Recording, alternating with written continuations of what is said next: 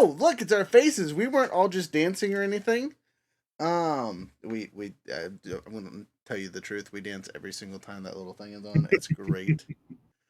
All right, so we got all of our little things up in the corners and whatnot. I got my face on here, and look, there's a new face hiding in the corner eating a sandwich. I'd like to introduce y'all to our newest member. I'm going to let him introduce himself and give a little bit of background. We'll introduce his character in a bit. You'll see, but take it away, friend. Who are you? What are you comfortable with sharing with the people? Hi, I'm Hunter. I'll be your resident giant. 6'8", 400 pounds. And I like to party. Everyone looked at your camera at the exact same time. That was great. All right. So again, not to give away too much of who he is, we'll get to his story tonight, and do a little intro. You know how we introduce new people. But since we introduce a new person, I'm gonna give everyone here a chance to give a quick description of who they are and who they're playing. Right quick. I'm gonna start with me because why not? Obviously I'm your DM, also playing Profitulius, aka the most chaotic dumbass of the group. That's me. Next. Freya. We'll go for I'll call people out. That'll make life easy. Okay. Hi, I'm Freya. I play Val. She is your lovely smart person in your group. I love that +5 to int. Also, she is an artificer. So yeah. Good. Senor Badger. I'm not a badger here. Nothing here identifies me as Tejon Damiel, but I am Tejon Damiel. I'm playing Grandma Jenny, and I am a wisdom-based fighter, wisdom and intelligence-based fighter. I'm a tactician. I make the battle decisions. I don't fight well. I will move forward because I have a high AC, but that's the only reason I'm in front. He hit me. Hit them back. That's how it goes. All right. Next down is the handy dandy younger boy. You're muted. You are still muted. Sorry, I didn't want the ring to come in the background. My name is Younger. I play Marzek's Duskbringer. He is of elven lineage. He's actually wearing the full entire getup of elven chain, elven cape, elven boots, all that jazz. But underneath that are a bunch of dark linen wraps. But he looks probably what you would consider a little bit frail in comparison to the other compatriots of our group. Play a warlock of the Shadowverse subclass that we developed.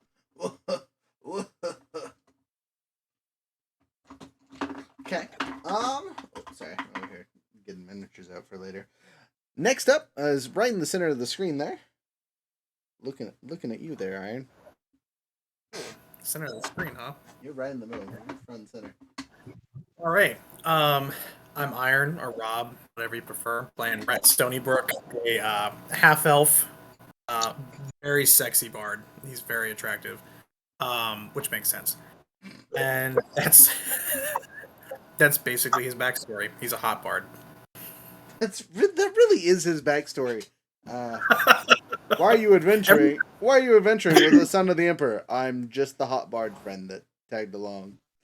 I'm here to sing stories and throw ragers, and I'm all out of ragers. I'm here to slay monsters and other things. Hey, get him! All right. Obviously, I already introduced our new character, so I'm going to skip him and let him enjoy his sandwich. And then at the very bottom is our handy dandy, not on camera for some reason, Monk. Take it away, Lawrence. Still trying to straighten up last minute before I turn on the camera, but yeah, I'm Lawrence. I'm playing Lady Francesca Goldpistol, the kid sister of a previous sorcerer that was in the campaign. She's a monk. Her stats are spread out. Yeah, she was envious of her brother and went to go find him, and he was no longer with us. He took the hardcore dirt nap. Yep. So I realized just 10 seconds ago that I don't have the monster stats open. So we're going to have to use alternative methods for getting these stats. AKA, I got to get my phone ready. So, can we get a recap from last session? What do you guys think happened? What do you remember happening? You know, all that fun stuff. Well, we're still in the Moonlit Dungeon. Correct. We By a found mimic. What? by a mimic. What a mimic? We did fight the mimic. That is one thing we did. That was the last thing that I did. Is I was attacked by a mimic. Oh, Oh, well, you yeah. survived. Congratulations. He did. Okay. We got to the. I don't know if it's the end of the dungeon. I won't call it that. We got to a part in the dungeon. You can call it the end of the dungeon. This is the last room. Okay. I out of character told you guys last session that this was the last room, which is why we stopped at it. All right. So we got to the end of the dungeon. We found the white opal, the ship in a bottle, which also killed all the fungus in the dungeon. We crossed the hallway of lava, encountered a friendly fire sprite, and then I think we stopped in an office or something like that. So it was more like the equivalency of a locker room. It was a personalized area for the priest. You guys found some important items that we kind of skipped over because it was the end of the session. Yeah. Anything else?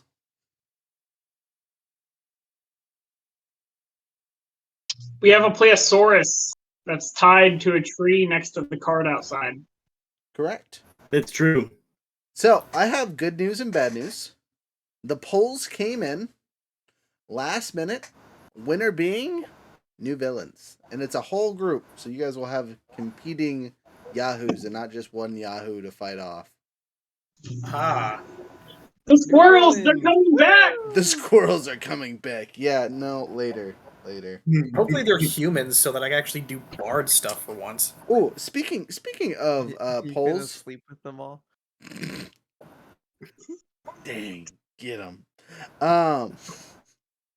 If You're you all better that are way watching out this of video can go to our Discord channel and make your vote on our Mother's Day content this year, that would be great. Because right now we're sitting at 4, 4, and 1, and it needs to be something and not tied.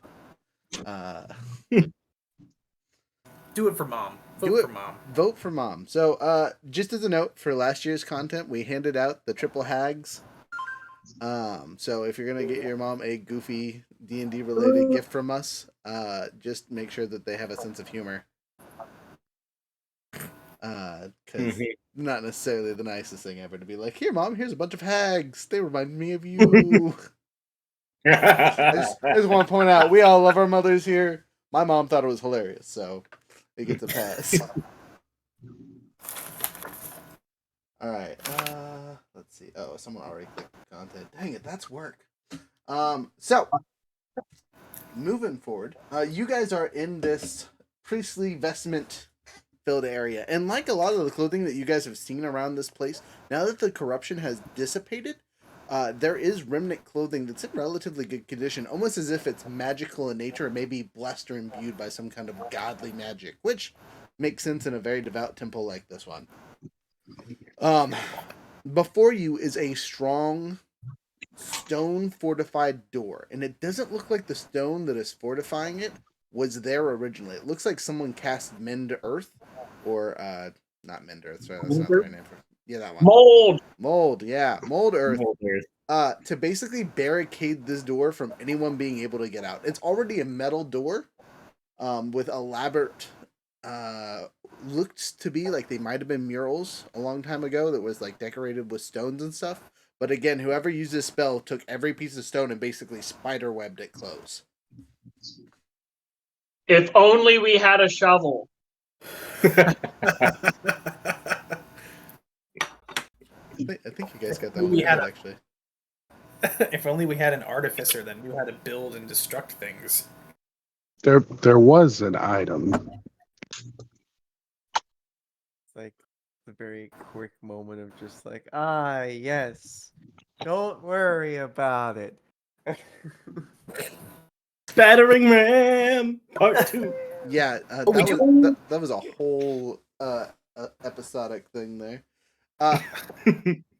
Hold up though. As a DM question, y'all, what do you guys want to do to get into this room? Because it is very apparent that just like swinging a sword at this wall is not going to crumple the stone. It looks very solid. You're gonna have to take some major work or some major time. Again, there's nothing that you know of that's gonna come back and bite you in the butt, so it's not like you can't just roll 20 this out. But as you guys have noticed, there's probably a reason for sealing a door like this. This would be the second time that something stupid has happened. What kind of priests keep aboleths? Whack jobs. Well, you do have an item that might explain a little bit better. The book. Oh yes, you should read that book. Somebody should read that book. Oh, Granny has it. I'll read the book. You I heard read Grandma the book. Please roll a D100. Wait, I already read the book. Is it another day? No, I guess technically not. Never mind. Don't read the book. You're still smart. Okay, the bonus is advantage, right? Yes. And it is on history, Anything, religion. any knowledge-based one. So any of the history or wisdom-based checks that you want to use that are somewhat tied to knowing something. Okay. So I am going to roll insight to try and get into the head of the people who built this. Interesting choice. I like that. Go ahead and give it a roll as you scratch your cranium pulling a Jimmy Neutron really quick. Can I help him? Not with an insight check. No. I- Plus, I rolled a 17 and have a +8. 25. So as you think back as far as you can, every cleric and priest that you've had has been a tad transfixed on their beliefs, right? So whenever they believe, it is concrete, and that has given some of them literal power. Like again, in the last 50 years, you've seen literal power come to priests out of nothing, out of pure faith. Some of you older folks remember when the gods were running around, and doing the same thing. I mean, that was pretty common, and then for a long stretch of time, nothing happened. Your faith was just your faith. You had to believe and hope that one day your powers would return, kind of thing. But Grandma Jenny, in the last 50-ish years, you've seen it really come back into it. But in the interim, right, it was not uncommon to see priests that were obsessed with whatever their beliefs were, because they had to be. Otherwise, they look like crazy people. So your insight on these priests is whatever that they came to believe was strong enough to possibly corrupt themselves and the rest of the building, and you've seen the aftermath as such. Ooh. But maybe not all of them. So some of them locked the corrupted priests away. This is a possibility. That could be a possibility. Younger, I can see you're talking, but I can't actually hear you. Fine. Can you hear me now? That's better. Yeah, I was going to say you were cutting out really bad. I think you have your noise suppression on or something.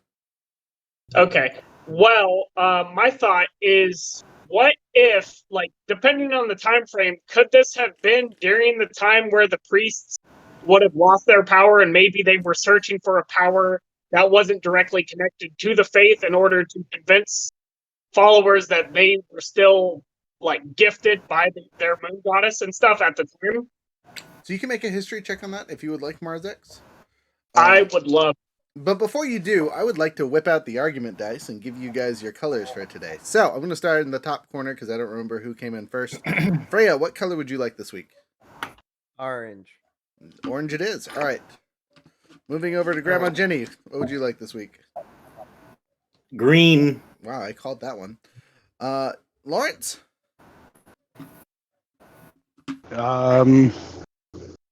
Black. Bam, still younger. Younger, so sad. Younger. Blue? Okay. And our Bardy Bard? Red. Oh, son of a gun! My phone just fell and crushed 2 of my new minis. No. No. Minis destroyed? Yeah, a couple of them are made on super Aw. thin bases, so I'll have to Crushing scrap them back damage. That is indeed bludgeoning. Indeed, bludgeoning. That's rough. He has the crusher feet. Ha ha ha. Okay, Not me. Rhett, your choices left are white, red, or yellow. Red. Okay. Red. All right, and last but not least, our newest member. You have a choice between white or yellow. White. All right, you are white, and I am the yellow one this week. Okay, so quick explanation for you and people watching for the first time. Argument die are when our players have an issue with how something is DM'd, whether it's about their character, another character event that goes on, and they just don't feel like it fits well with the story, or they really just don't like how I've ruled something. I allow them a chance to change it narratively. We roll some dice that are basically rock, paper, scissors. If we tie, I win. If I win, I win. And if they win, and we change the story. Just to give people a little bit of chance to change what's going on, kind of thing. Set you up so you don't destroy. Okay, so on a plus note of the things that got crushed, it was actually only 2 things that got completely destroyed. The other one was left. So. I'm gonna route. And I can fix that before the game tomorrow. Hopefully, we'll see. Okay, so with your guys' colors, history check. What'd you roll? Cool, +5. What +5? I got the +5. That's all I heard. Critical. Critical +5. So you would know that this temple was lost right at the end of the gods era. So this temple was lost immediately as the gods fell. This is one of the ones that was lost once the connection was cut. Okay. You guys do have a diary from one of these priests in your inventory that isn't like a magical item. It's just something you picked up. If no one else is gonna read it, Val is down to read it. Okay, Val, can you give me a quick insight check as you flip through the pages to see if you find anything important? Sure. Got that +10 to it. I got 26. Okay, good. Thank you. 26 total. Fantastic rolls. So as you go through, you pick out 5 useful pieces of information that you kind of like. This sounds important. This sounds important. So, just kind of like was surmised by the insight check, it looks like the majority of the priests here were still very faithful to their the moon gods Selune, right? But one of them had an obsession. He'd been hearing voices for quite some time, and it is said that he was gifted a gift from another god, and a pet that he was obsessed with, a couple pets that he was obsessed with, and he'd been raising them in the holy fountain in the back room. Unfortunately, he has said that he went mad as soon as Celine lost her power. There's a note in here at the end of the book about a warrior coming to save the temple. That the priest knew that there was a problem. He was let into the last room, and that is the last entry. Is that priest's journal ends, and there's blood splatter all over it. But the last line is, "We're letting a warrior inside the room. We're gonna go wait in another room for the thing." And if you guys will remember, there was bodies in the room with the other aboleth. It would make sense now that this priest was probably one of them. I'm gonna go back there later. Don't you worry. Yeah, right. I think the priest should have been. Was that 2, 3? That was 3 things of information. You'll also know the priest's name, which isn't super important for this scenario. And you do have a strong keynote, like dates, like actual dates. Gotcha. And it does confirm the time frame of when it all went down. Oh, well, that is unfortunate. There's all this information. I regurgitate the information. Oh yes. Those days. So, who has the shovel? I could give you something to help you if you'd like to start getting through. Okay, before we just start breaking down the wall with shovels and picks and things, do we want to try and I find can't tell some if Lawrence way? doesn't know he has the shovel or if he's just lagging super bad. Okay. So, before we start breaking everything down, do we want to maybe like drill a hole so we can see what's inside? Because if I observe something for a minute, I can find out a ton of weaknesses and stuff. Perfect's gonna I look don't at know. you and be like, "What are we drilling through solid steel with?" Steel or stone? There's steel behind the stone. I mean, I could always heat it. So we have Heat to metal and remove make the it rock, and then permeable, there's a and we can poke through. I'm fairly certain that either last session or the session before, there was an item divvied out that had the spell Mold Earth. Oh, Was there? I got the fire vial thing. I don't think I got anything else. I got a potion of flight and a silver scarf. I got the cloak, and then I am holding on to the ship. So I don't know nothing about There's more. a quicken spell transmute rock. That's what it was. Sorry. It's the rock, but not necessarily drinkable.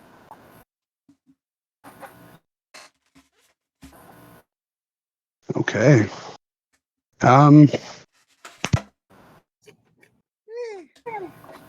Great notes. I am trying to see what we could do to get through, and I have no clue. Yeah, the bard's not going to be very helpful right now. I mean, I have a Minotaur skeleton that can help move big rocks out of the way, but would likely need a tool to effectively remove chunks. Oh, I have stone shape. I could always just, shape the Use stone. that. That would at least work on the stony bits to make a hole.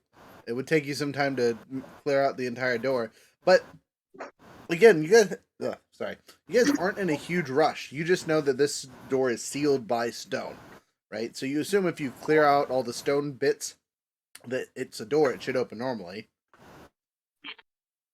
Is there enough door exposed that would be reasonable to investigate the door? You know what? I'm a roll for that. Let's see how much of this door is pushed together. So there's 67% of the door is covered. So there's 33. There's a third of it that you can see. So yes and no. Depends on what you're trying to do, I guess. I was just going to try to examine the door and see if I can determine a lock or a knob or something like that. You can tell that there was intentionally like the first thing that was covered. Okay. Well, Yeah, we got to get rid of the stone, guys. Alright then. Let's just do it the old-fashioned way. I would much rather not waste one of my strongest circle spells. So. Okay. So I'm going to let you guys roll 20 this for the next couple hours with the help of the Minotaur and the other creatures that you guys have in your party. Jenny's workers can come in and help clear out all that fun stuff. Now Shovel. Shovel can help. Now I need all of you guys to roll a d20, just a straight d20. And tell it to me one at a time and I will tell you the result. So Profi rolled the 2. He succeeds. Nothing terrible happens. 17. 4. Both of the 4s succeed. You're fine. 17. 17. You fail. I'll tell you what happens in a minute. 14? 14 fails. I'll tell you what happens in a minute. I did not hear what we are rolling. I was being a 3,800. Wow, that's rough. Go ahead and roll just a straight d20 and let me know the number. That's a 17. You also fail. Okay, so the 3 of you... Oh, we lost somebody. And he's back. The 3 of you that... Oh, excuse me, sorry. The 3 of you that fail put so much effort and exhaustion into getting a whole bunch of the stones that you basically took more on than everyone else. So you are at one level of exhaustion going into this. I feel like Rhett wouldn't do that, but I'll accept it. Well, you got to remember it's personally based on you, so like it might have not been a lot, but it was exhausting for you.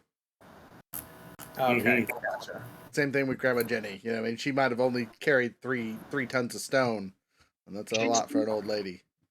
With lesser restoration, Yes. remove that. Yep. Awesome. I'm gonna do that for myself. All right, you hit yourself with the lesser restoration. Anyone else have any Tylenols or things they want to throw on their character before we enter this room? Honestly, everybody who just had an issue, you see, Val kind of walked up to them holding this little, like this little gem, and she's just like, "1 second, you look like you're tired," and she just kind of slaps you on the back, and you feel better as I use my spell storing item to, use lesser restoration to help you guys as well as Right. myself. Well, never mind then. You're not exhausted. Paying me back for giving you an arm, huh? I mean, yes. So. Just straight up gave everybody an energy drink before they walk into the boss room. Someone needs to get the brewer's kit because that's a way to do that. So Yeah. as the lot of you are now no longer exhausted, the door is cleared. Grandma Jenny, you're pretty sure that opening this door is going to open whatever is on the other side, so spying on that, it's not really in the cards. Makes sense. So, you guys fleeing the door open? Question mark. Before we do anything, can I ready spell some greater invisibility to hit Profi with before we go inside? You can totally do that. Okay. Anyone else have any prepped action before we fling this door open? Can I put Minotaur in the front so I can just charge whatever in there? Just straight up gore it. You want to do what? I'm sorry. I want to set my Minotaur up to just straight up gore the first thing that's not chained to a wall. Okay. That means I have to find a thing for you. But what if it's friendly? You know, He's not taking that chance, it sounds like. Alright. we just read a book that said there's bad things in there, bro. And then the guys died. Does not give me much hope. Well, you guys To got to be remember fair- that they were marked by the water elemental Yeah. and the baby aboleth. Yeah. Okay, guys, let's also prep our order, like the order in which we're going to enter the room. All right, I time would out. like- Let me flip things up really quick so you guys can. Not that you can actually see the map, but I'll let you see the map. Make that big. Turn on my video camera for the people on the UE tubesies. Maybe if I can find the button for it. There you go. Well, Profi will be invisible Hey. going into this, so he may want to be first. Yeah. I'm always Proof your first. eye. Or second, in case there's like a triggered trap in the front. I say maybe I should go first. That's why I got a because- whole Minotaur up there. I was gonna say the first one up Yeah, is actually so- the Minotaur. Yeah. I I'll think be that the first Minotaur out of should go players. first, followed by the sisters, Val and Granny. I call them the sisters because they're the two friends. Gotcha. But we both have, I think we have the highest AC of the group, don't we? 21 base, and then I can use haste on myself to make it 23. So yeah. Disgusting. And then Right? I've got the 20. My AC's So, yeah. And then we're probably going to want the Bard in the back. Bard, you pulling up the back? Yep. Okay. I Part of could the be back- right in front of him. And where do you want to be, Francesca? High movement speed, so once we get in there, it doesn't matter. But since you two have the higher ACs, then probably behind you.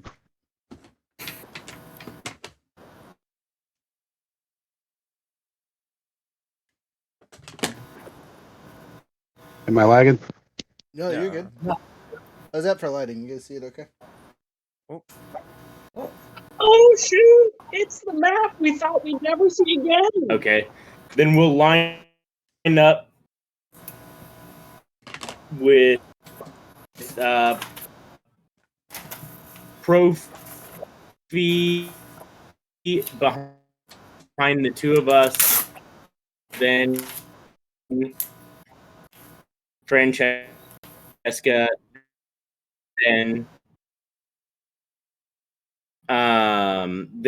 Rhett.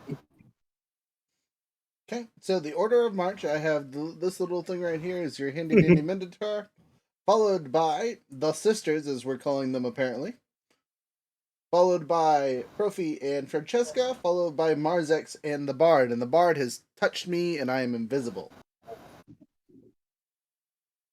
Sound good? Sounds good to me.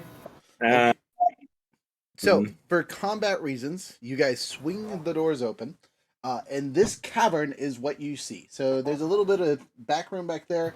It actually really cuts off about here and about here. So, like, there is an edge to it. This is crumpled in and destroyed as if there was a cave-in. So you cannot get to this section right outside the door. In the center, you see a flowing fountain that is kind of spurting off a dark-esque liquid, but near the top of the funnel of the dark liquid is a floating crystalline moon. It is sending out a radiant light, very, very reminiscent of like a moonbeam. Is it night or day at this point? It is technically night at this point, though you guys can't tell because you're inside a thing. Here, I'll turn the dark mode on. Dun, dun, dun. No obvious enemies though present. So you guys will notice that the floor is very flooded. It looks like this fountain was surrounded by a deep pool. And this whole room was basically a giant moonlit area. I'm listening. You have 10 seconds. I was just gonna say, can I like draw my sword and just kind of hold it? Yes, of course. As you draw your sword from the back room, you hear a creepy cackle. Someone's opened the door! Yes! You look. Oh, the Minotaur moved 40 feet forward. 5, 6. As soon as he gets within range, you see a green beam of light hit the Minotaur, and he is no more. He just eviscerated. He don't even have HP. Oh goodness! Yes, he's a red shirt. Would you like me to roll damage for the level of disintegration Absolutely. He has a substantial HP. Okay. She, my bad. Give me a second. You're right. Yeah. It was a woman. Yeah, but say it was an X of Rhett's anyway. Rhett's devastated. It could even be a current. Oh gosh. Oh, terrible. I gotta look up how much damage the spell actually does. Gotta give the skeleton one more bone, you know what I mean? Gross. Even. I'm sorry, children. I'm sorry. He's a dog. He's a dog, you know. Listen, when you got that dog in you. More like when you got that bard in you. Oh. Jeez. Oh, here it is. Okay, not the right spell, but whatever. How much health does your skeleton have? 67. Okay, so even if I roll average on this, it's not gonna live. Oh. I need so many D8s.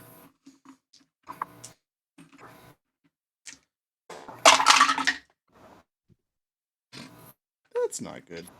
We're not starting off well for the skeleton. 3 7s and a 1.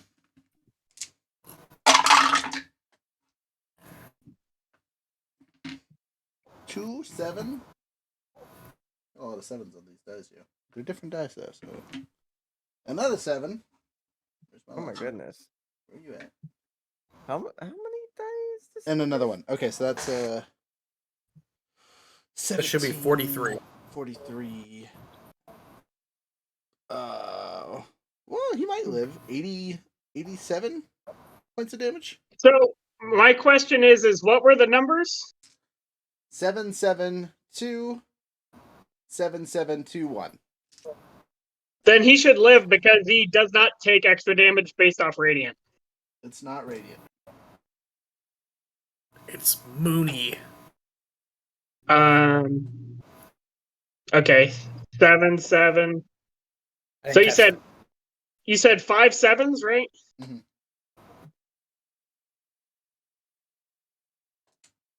And a 2 and a 1. And 36 extra after all that. Oh, Sorry. plus. Forgot that part.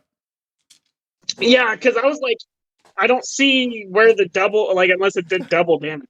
Yeah, if that's the case, plus 36 extra. Yeah, they unfortunately are dead by like 7 hit points. Oh, I was like, that was actually really close. I'm glad you're making me roll that. Anyway, your undead creature collapses into a pile of bones. As soon as it does, though, it reemerges as a slightly deformed pile of bones. Oh. Uh-oh. I hate it when my skeletons turn on me. I don't think this is Now- a good idea, everyone. Would I be able to charm that skeleton? You know, I'm gonna say this as nicely as possible. Fishing is definitely under his control. There's not a sentient creature. All that fun stuff. So you can try to charm all you want. I don't think you can charm zombies, or in this case, The You only haven't seen me immunity try. that the Minotaur skeleton currently has is exhaustion and poison. So I guess technically, if you want to try, but However, normally they are immune to that, but it does not specify that in their stat block. that seems silly. I'm gonna allow it for funsies, but don't expect it to be easy. It's your turn to roll initiative. I never expected to be easy. All right, who's keeping track of initiatives today? I'll do it. Alright. I would, but internet sucks apparently. Okay, that's fair. I'm That's gonna give you me and the enemy's rolls first, Rhett, if that's all right. Yep. How many enemies are we looking at? That'll be a part of the surprise.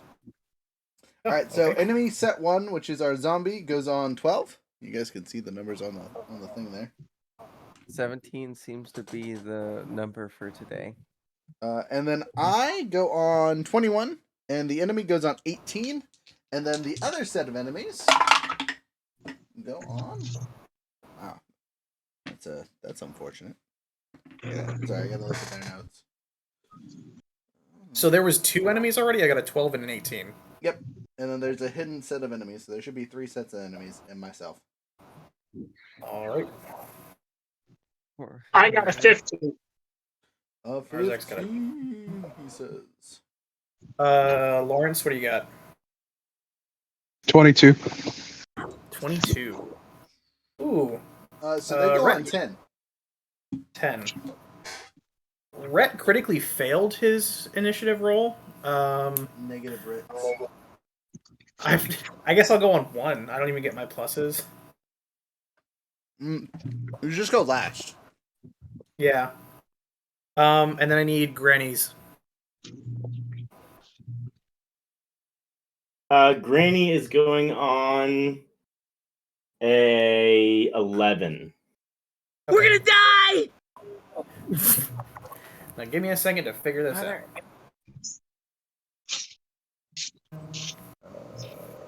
Just really quick, can someone give me a brief what is happening? Because I have gotten basically static for the past 7 or 8 minutes. Oh, geez. Yes. So Minotaur died, came back to life, we rolled initiative.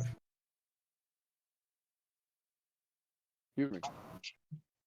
You saw this creature that looks to be Lich-esque just point his finger, hit him with a green bolt of light. It crumpled into nothingness and then stood back up and was like, "That doesn't look friendly." First up is going to be Fran.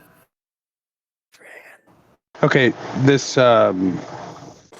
this pathway to the left. That's Not there. that doesn't no. No. Doesn't here. I'll put a little dice there so you guys know it's cut off.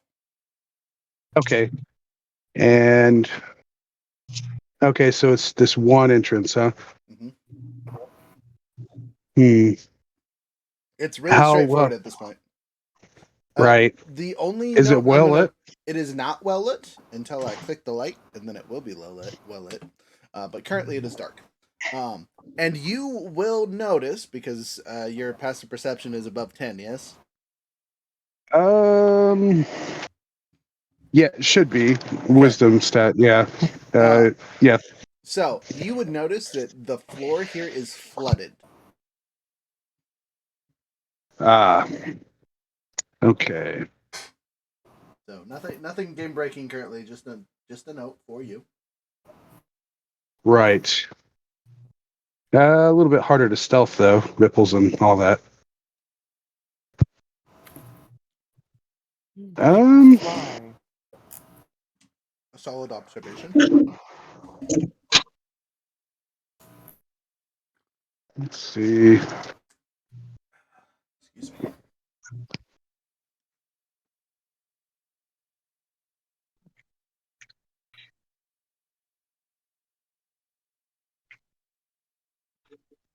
And no, you can only see the repurposed skeleton, right?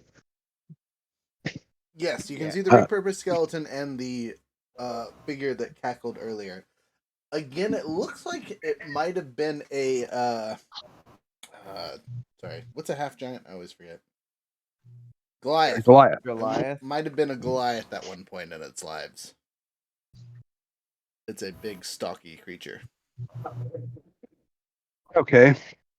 And that ray definitely came from the Goliath. Mm-hmm. Okay. Well, you know what? Screw it. Can I actually even move through my allies here? Yeah, You of should be course. able to move to your allies. Yeah. Okay. I guess. Right.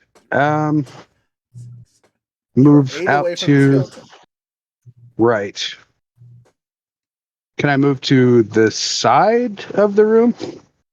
Over here? Yes. So The 2, 5, 6. You have to stop right about there. okay, that's good.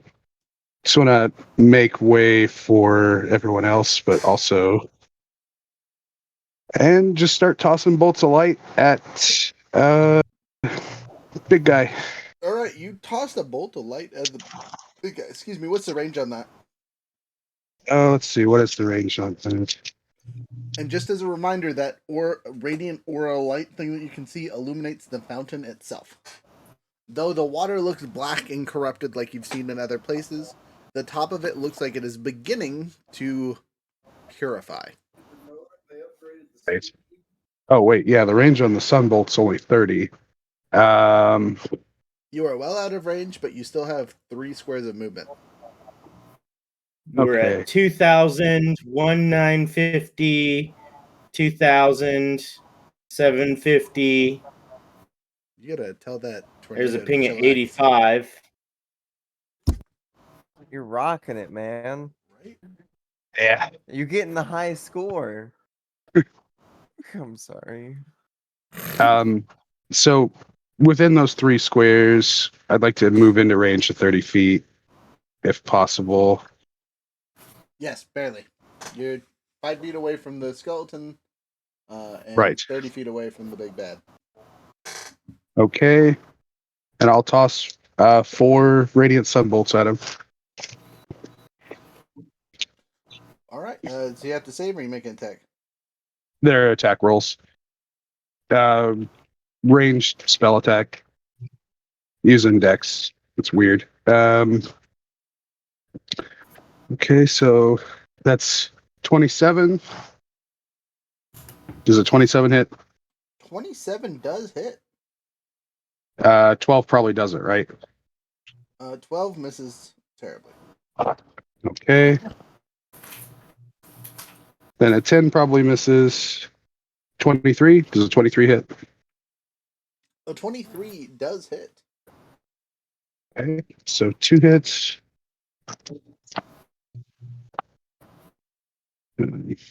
11 radiant, and then 9 radiant. All right. So a total of 20 points of damage? Yes. Pew pew. They're ha cha cha cha cha cha. Yeah, your fire seems to do some work to it. As the radiant light strikes the creature, you can see that it isn't a full lich. No. It's not quite fully corrupted, and you can see it looks like it might have been, and it is starting to heal. Oh. Hmm. So you can see some of its decomposing flesh that would usually be a skull and whatnot is patching itself together slowly.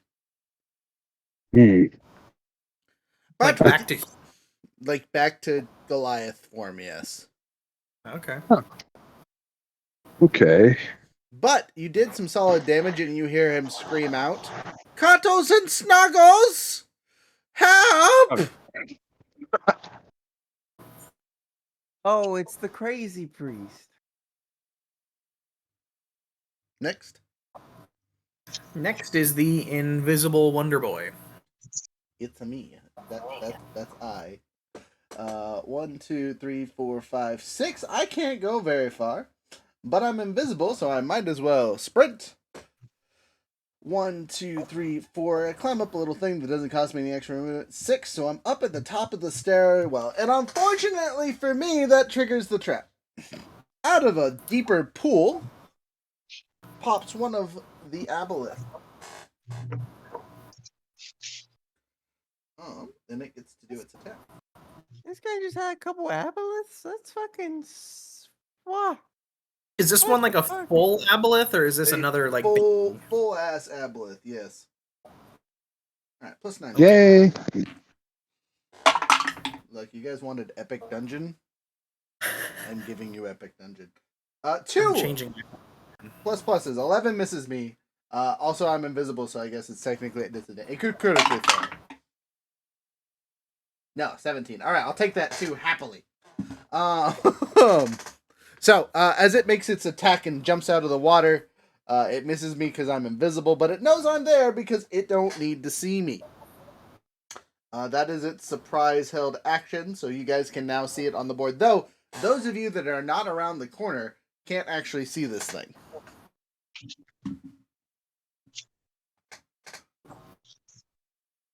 Just as a note. Is that your...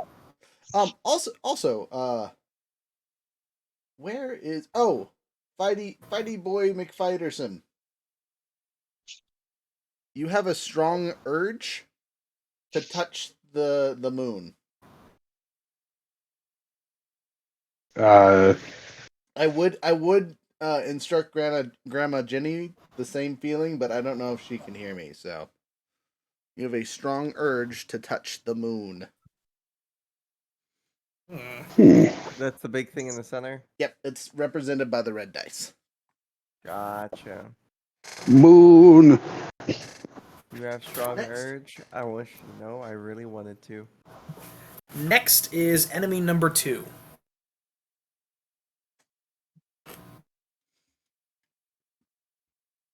That's the little actual. Hey, we got a subscriber. What was it? I can't see. Woo. Things are in the way. Oh God, where's my remote? It's over here. I found it. Sorry, y'all. I got the sound noises in there. Thank you. Hey, I know that band. So, let's see here. Like your Death Knight, or the. Man, why do I always mess up your name? Anyway, I'm moving forward. I know who it was. Thank you very much. I appreciate you. So, the thing. Sorry, over here being dumb.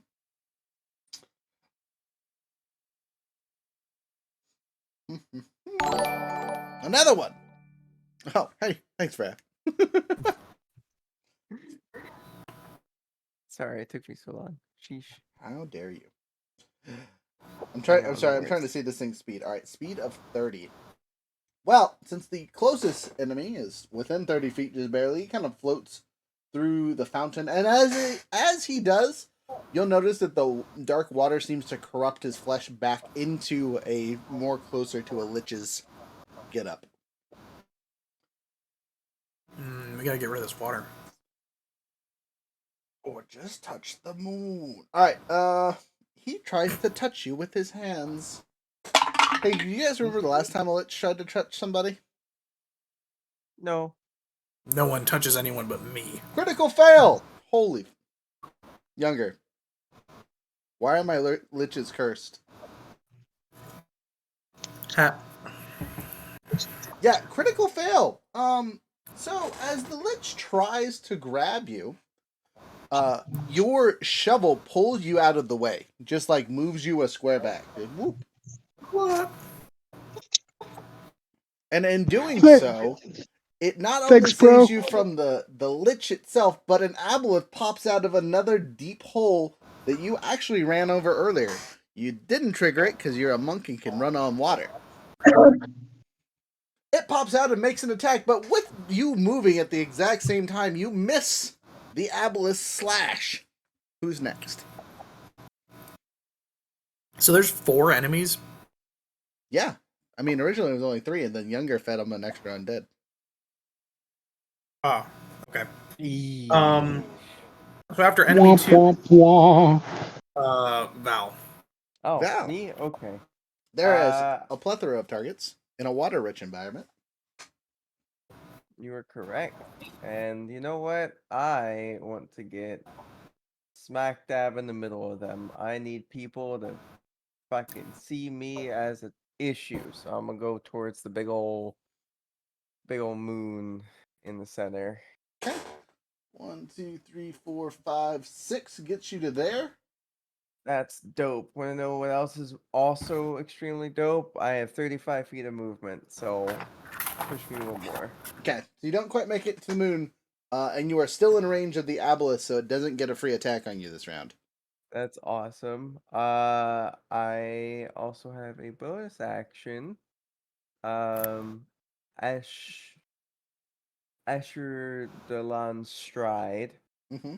Echelon stride. Yeah, leaves a fire trail behind me, and increases my speed by 20 feet, and that's a bonus action. So, Okay, make an athletics check as you jump to touch this moon, because it is a good bit above the water. perfect. Also, sure. those two have to save or take 2d6 fire damage, right? Or is it just a set amount? I think it's just a set amount. No save. No save, and it's 1d6. So, yeah. You said athletics. Yes. That is a 6. So you're able to jump. Unfortunately, your body said, "What are these hands for?" Hear me out. I'm listening. I use my action to activate my cloak of wings. So my cloak is like bat wings, flares out, and I fly. I would totally allow that if it wasn't an action. So as you dive for this thing, because you already had to use an action to turn on your speed boost, yeah? That's a bonus action. It's a bonus action. Yeah. Okay, it's still your turn. I'll allow it. That will at least get you to the moon instead of just face planting straight into the thing. Unfortunately, beforehand though, you get a dash of the gross water. I need you to make a wisdom saving throw. Oh, that's fine. That would be a 15.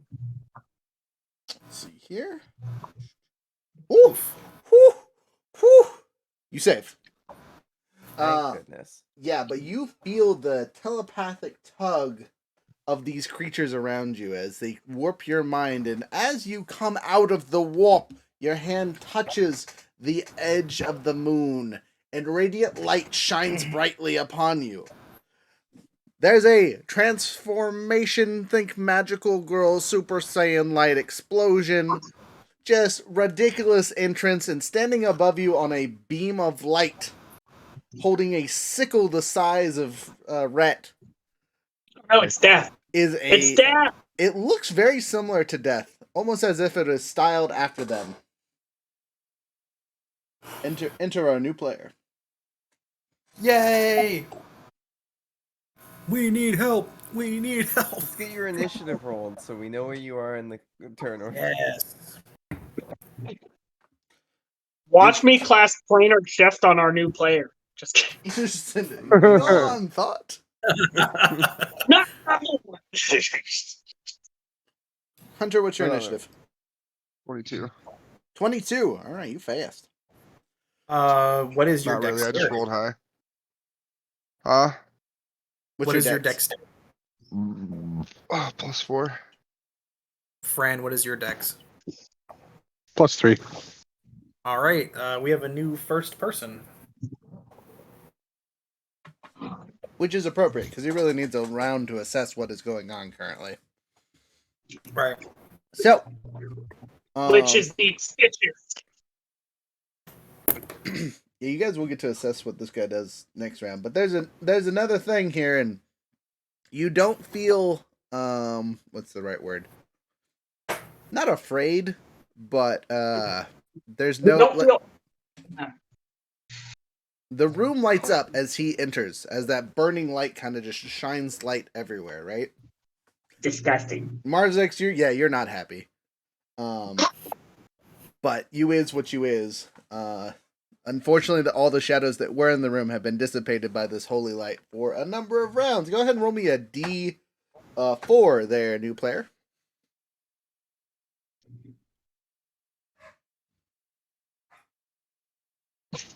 No one's ever prepared for a D4.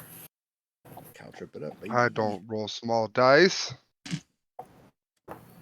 Yeah, I do. I just gotta find it. That looked dangerous. What, the metal one? Yeah. 3. Yeah. A 3. Okay, so for the next 3 rounds, you will have to deal with the bright light. Oh Okay. no.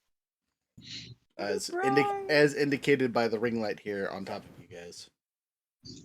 By the way, anyone that cares, I once stepped on this D4. Look at that No. needle point edge. Oh, we sell dice just like that, and I can guarantee they hurt like a stun gun. It was not pleasant. That looks exactly like mine. I am bloody. It was not pleasant, but it was bloody. Nice. Okay, it sounds like that was Rhett's nickname in high school. It was. Oh. What, not nice and bloody?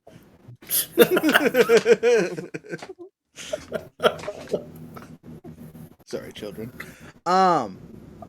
So,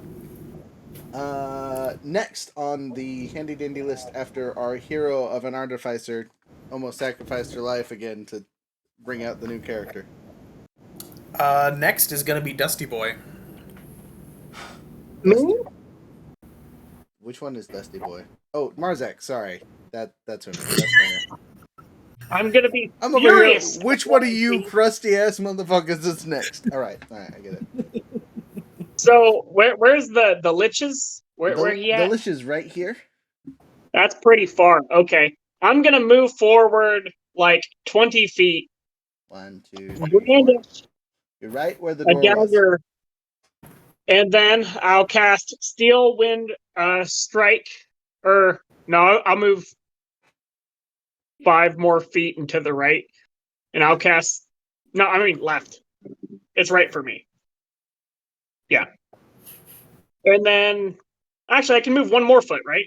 Yeah, I'll move 1 more foot to the right. I'll stand right on top of the light in pain. And then cast Steel Wind Strike against the 4 enemies in the room. Okay. Make your attacks also on the.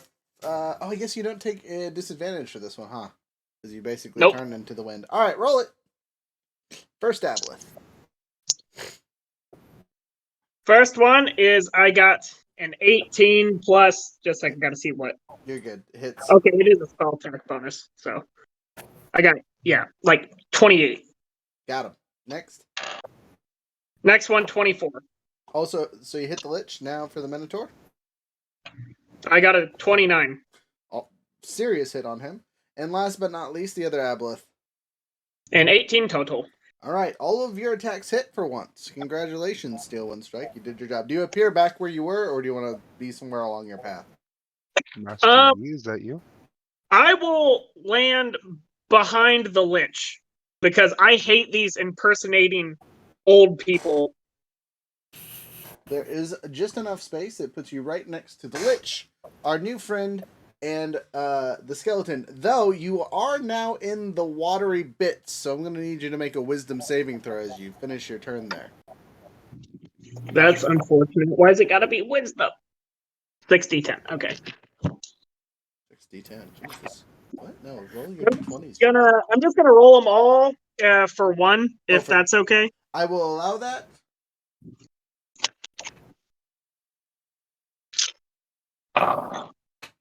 Okay, that's a 10. That's a 9. That's a 1, so that's 20. That's a 6. That's a 4. So that's 30. 33 points of force damage. Nice. Solid damage to all of them.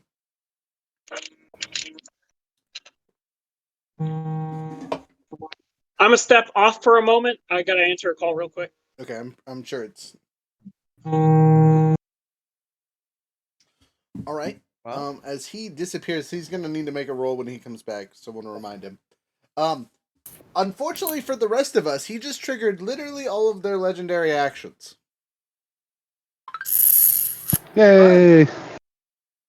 So, one of them is going to use ability to try to detect me. Oh, 19 plus plus is going to succeed, unless I critical. I did not crit. Oh, so close. I got a 14 plus pluses. Yeah, that beats mine because we have the same equivalency. wait a second. Can I do Flash of Genius? I think. Not against their legendary Nope. actions. Nope, it's for ability and saving throws. Hey, look, Fortnite. Thanks, Stu.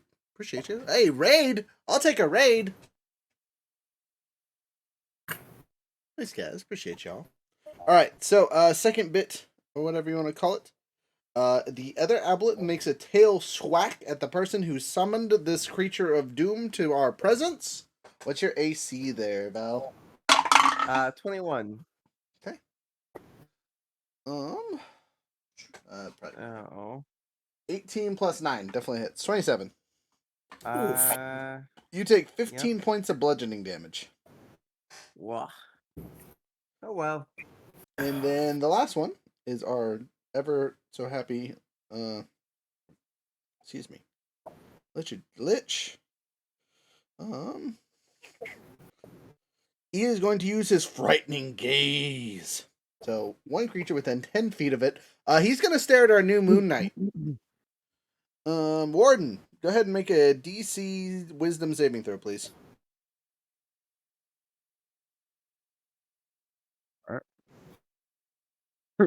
Alright. Roll to 15 plus 7. Nice, good. Or 22. Good plus 7. All right.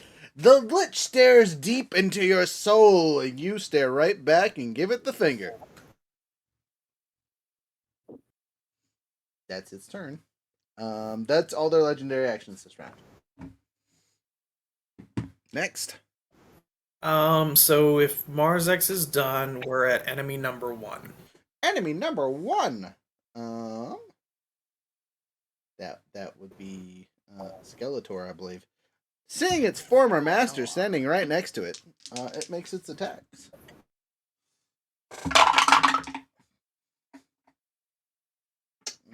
That's a 6 plus pluses. And a 13 plus pluses. I think the 13 plus pluses will hit Mars X. So He takes 1 of 2 attacks, and I believe the number on the attack on that one is 9, 10, somewhere around there. Give me a second. Let me find it. Just figure out his damage, and I'll make a note of it. So he takes it's a +6 to hit, so a total of 19 would have hit. 17 points of damage. Dang. Slashing. All right. Now, plus note, he didn't get to run, so he can't add gore and all that other fun stuff. If that is the Minotaur's turn, then it is Granny's turn, who is not here. Well, I have super unfortunate news, actually, about Granny. So, as our group is having this fight, Granny has a heart attack. Oh. And she goes down. She's not dead, but she's incapacitated trying to stay alive. Staying alive. Oh no. Ironically, the CPR song. So if Granny is in a geriatric emergency, we are now on enemy number 3. All right, enemy number 3. The Dabbless. They actually get a turn. Are you amazed? You should be.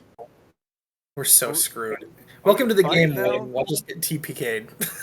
Right? Yeah, the crappy internet TPKs us. It really is going to screw you guys over, and I'm so sorry. All right, so the first one that he can see me now, more or less, because he used this detect, is going to target me with his enslave ability, which means I got to make a save.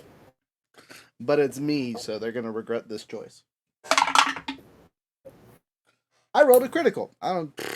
Okay, good job, dice. Get him. I don't even need to. I had all my special stuff for passing skill checks, and it's just like, no, fuck you. You're going to save real well. I'd say I could use Flash or Genius if I needed to make sure you pass that. Nah, you should be. Keep it 100 over here. Yeah, so he tries to invade my mind, and I go, the wrong motherfucker. I'm going to get a free attack on the critical. Fortunately, I don't have any allies next to me, so I can't activate sneak attack. It's only a 10. +9, so 19 hits. Barely. D8 +4. You don't get advantage from being invisible? You are 100% correct. I do. Let's see if I crit on the crit here. No. Good. Yeah, you see that? That die is crit twice in a row. Well, not in a row. Sorry, there's a 10 in between the two. But in the same turn-esque. Story effect plus rolls. But now I get to add all the things. How many dice am I up to on my sneak attack, y'all? 76. Too many. Oh my god. I think it's 10. It's so many. 28. Okay, so that's 14d6 BT dubs. Wow. Because it's a critical. Yeah. Nice. Alright, 2, 4, 6, 8. Potentially 10. 84 damage. Okay, I'm going to roll it on the table. And this is just sneak attack, not to include my other stuff. So, 2d8 for the critical, the thing, and then because I have that, I get to add all that together. And that's not even with the story effect. So,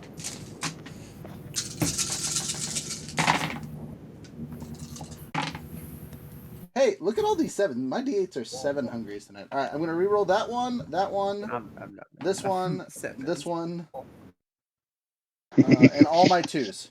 So those, I'm not changing. Those are all staying the same. I'm re-rolling these because of the Piercer feat. Take whatever they are. Well, they're all better than they... Hey, look, another 7! Yay! They're loaded. All my dice are loaded. Save us, please. Look, I'm over here doing work today. Profi's always one-shotting people. That is kind of his job, though. But it's one shot, or I'm missing terribly. Hey, I missed this one. I'm going to re-roll it, because it would have been caught with the other ones. Okay, that's better. 4, 4. All the 5s. a singular 2 all by itself, a couple 3s, a couple 6s, and a whole bunch of 7s. Alright, so 20, 25, 35, 45, 55, 61, 75, plus 7 is 82. Thank you. Plus a whopping 4. 86. Nice. Give me Robert De Niro face. Wait. That's all I can do. Though that aboleth just was like, sir. Please don't do that again. Says the aboleth. I'd like to speak to your man. Emotional damage. That's a lot of damage. Tried to get in your mind, and you're like, nope, stab. Mission failed. We'll get them next time.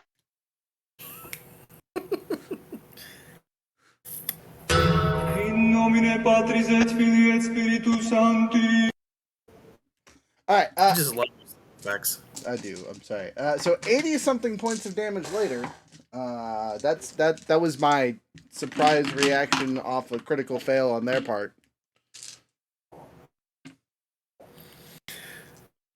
All right, is that the end of the enemy's turn? That's it. All right, it's my turn. No, the other aboleth. That was a singular aboleth fucking up. Now it's their turn. They're going to try to enslave again because they're dumb. Survive. All right, there are 3 of you allies together, so I'm going to do D6. 1, 2, 3, 4, 5, 6. That'd be me. Fucking try it.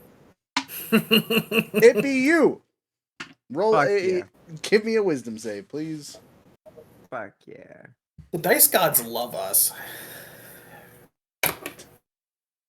Tonight, they heard Granny had a heart attack. We're like, we're going to take it easy for these guys. They need to live through this. 9 total? No. I got a 13. I need to double check Hi, one Diamond. thing. Can I use my flash of genius for me? Yes. Oh, okay. Then I'm gonna do that just to make sure. As my reaction. Do it. Bump that 13 to an 18. That's much better. And you save. You can feel the irky presence of the aboleth standing behind you slip into your mind. And as you feel it taking you over, you think, I ain't no bitch. And send it on its way. I ain't afraid of no ghosts. It's just like, oh, that doesn't feel nice. Flick. Go that way. Next. That is the aboleth's Next. turn. They can only do that. That is me. All right. Right, you're in the background and you just saw everything just erupt. People are going down. Granny's. I'm gonna put Granny on the board because she was literally right next. She's like ready to go. You see her like, yeah, oh, and she collapses. She's on the ground. She's still breathing and is okay. So you're not necessarily worried about her over the obelisk and stuff. But something wrong is happening, obviously. Can I use a free action to put her in the recovery position? Just kicks her over to her side. I'll allow it, but roll me a D100. Okay, I just don't want her face down in the water. Ooh. Let's see. Where's my 10? Where's my 10 boy? All right, here we go. 69. Hey, LMAO! So you kick her in the chest to be like, "Get up, Graham!" And just she stops moving for a second. You hear her breathe loudly, just.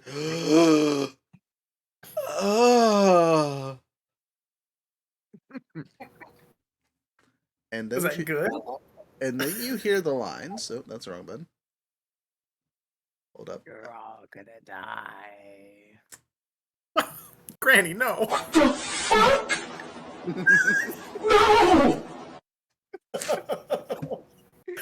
No!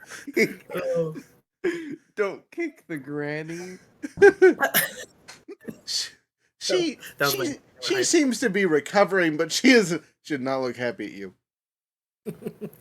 All right. You will notice as you do so, though, a puff of purple smoke dissipates from her body after kicking her. Bastard. He's back. All right, I'm gonna move just like to the spot outside the room, like, right on. Yeah, like right. Yeah, that's good, I guess, as long as I'm not getting in range. You are within range of that aboleth. Would you like to move one back? Yeah, keep me out of Okay. range. Okay, you were just barely out of range there. You are standing at the door frame. You've kicked Granny as a free action, and she seems to be recovering. Though you do notice that she is like out. Whatever just hit her drained all of her life energy, more or less. And this is not a weak lady. You know what I mean? You've seen her do some serious stuff at this point. Right. Can I see the Minotaur? Yeah, behind all the monsters, sorta. Okay. Your ex I'm is going chilling. Yeah, I'm gonna look at my ex, and I'm gonna cast Crown of Madness on her. Okay, what's the save on that? So that is a Wisdom save.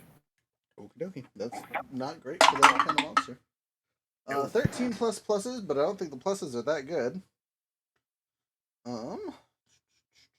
Wisdom save, you said? Yes. Total of 12. Yeah, no, it's not gonna cut it. Okay. So she is now charmed by me, and I'm going to telepathically command her on her turns to attack the nearest aboleth. Okay, interesting choice. I just don't.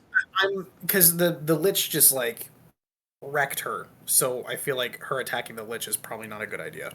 Well, I mean, he did just kind of like she ran up and he pistol gunned her with finger death. Okay, well if she's right next to him, then yeah, screw it. I guess she can hit him with axes. That's fine. Okay. She has the command. Okay. Let's see. You know, if I move these sound effects out of the way of the thing, I can actually see who's talking to us. That would be helpful. These sound effects don't need to be so big all over my screen. Maybe. Maybe! Okay, whatever. Go away, sound effects. I'm gonna use my bonus action to inspire Trophy. Since he's still an invisible boy, I want him to do more damage. Okay. Mm-hmm. I'm uber inspired. This man said, I'm going to get into your brain, and I said, not without getting stabbed in the face first. Next.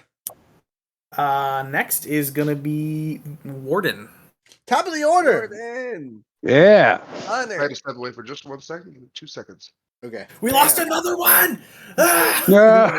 Another heart attack occurs. Thankfully, mine was just an emergency. Crunch time. You're good. No rush. Bio break. Yeah. So as a note, just for the group, it looks like the internet's not doing good for Monsieur Bin. Oh boy.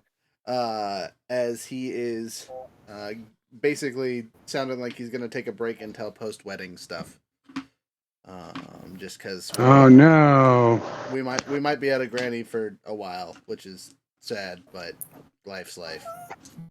Send her to the retirement home. Right. Appropriately, we picked up a new player tonight, so we're really not down anybody, but that was pure dumb luck, and I'll take it. All right, so it's my turn. It is your turn. Top of the order. Have I fallen to the ground yet, or am I still kind of hovering in the air? You're still kind of hovering in the air. Obviously, whatever is holding you up is divine in nature. Dissipating quickly? More or less. Once you move, it goes away.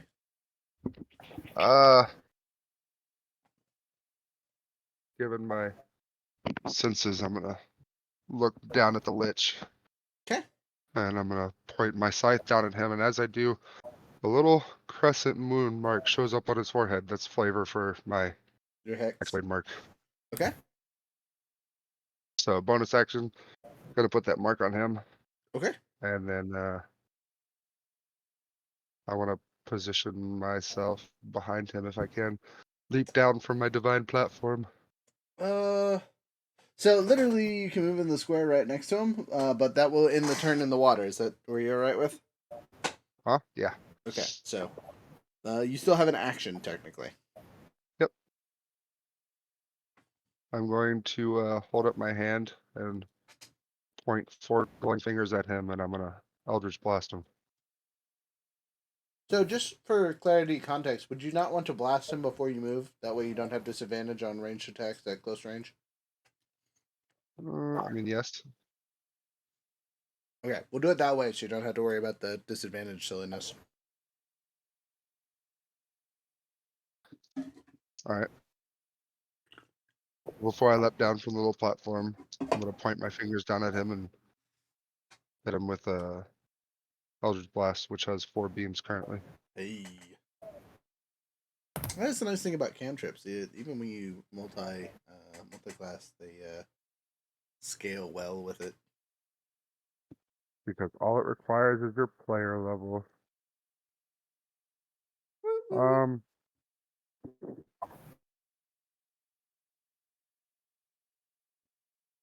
it is nighttime, correct?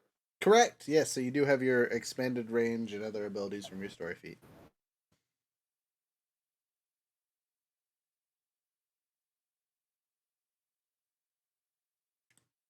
I see it too. So, Oh, okay. no. I can't see. It's too bright. There we go. Oh, it's not 20, Nat. Oh, I was Nat like, 20, that does a. Nat 20, a 12, and a 19. That's 3 criticals. Well, I think you're the first round of the first person to do that in this campaign. 3 criticals in a row is cool story effect. Don't roll. You don't need it. You don't need it. But I want to roll all the click clacks. I mean, if that makes you feel great, but you basically are overwhelmed with the remaining light in the room, and it siphons into that mark that you just put, and every single one of your bolts is empowered by radiant energy that has been stored in your body the entire time you've been held away. You can feel the power of Selune rip through not only your body, but your first target, and you eviscerate him. Every single one of these things does a D100. Roll it. What? I don't have to. Nice. How do I do that? We're gonna roll 2d10s. The first one did 80. Damn. Next. The second one did 98. Damn. Next. That one did 56. Okay. Reasonable. And 92.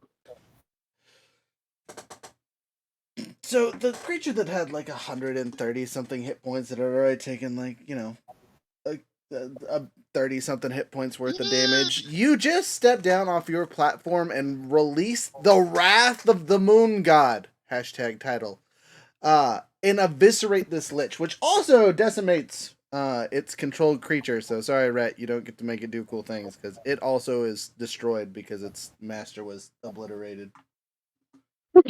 Yeah. Destroyed even, right? Double HP threshold, just dust. Nothing. Yeah.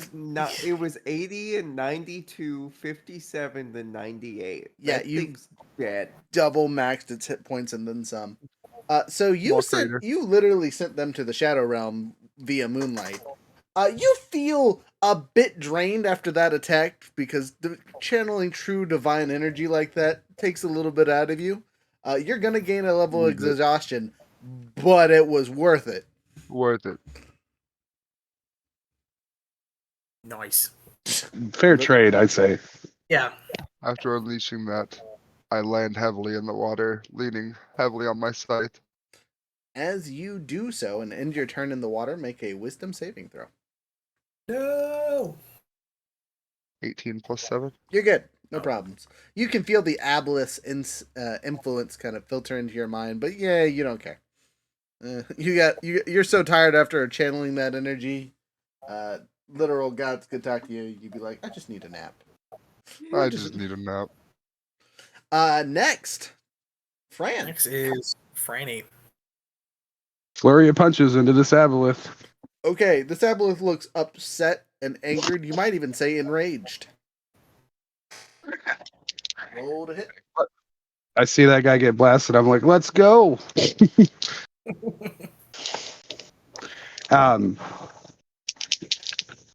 All right.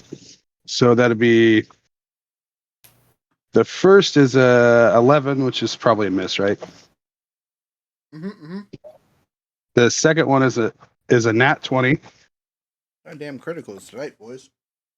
and I'm gonna burn a key point to try and make that a stunning blow.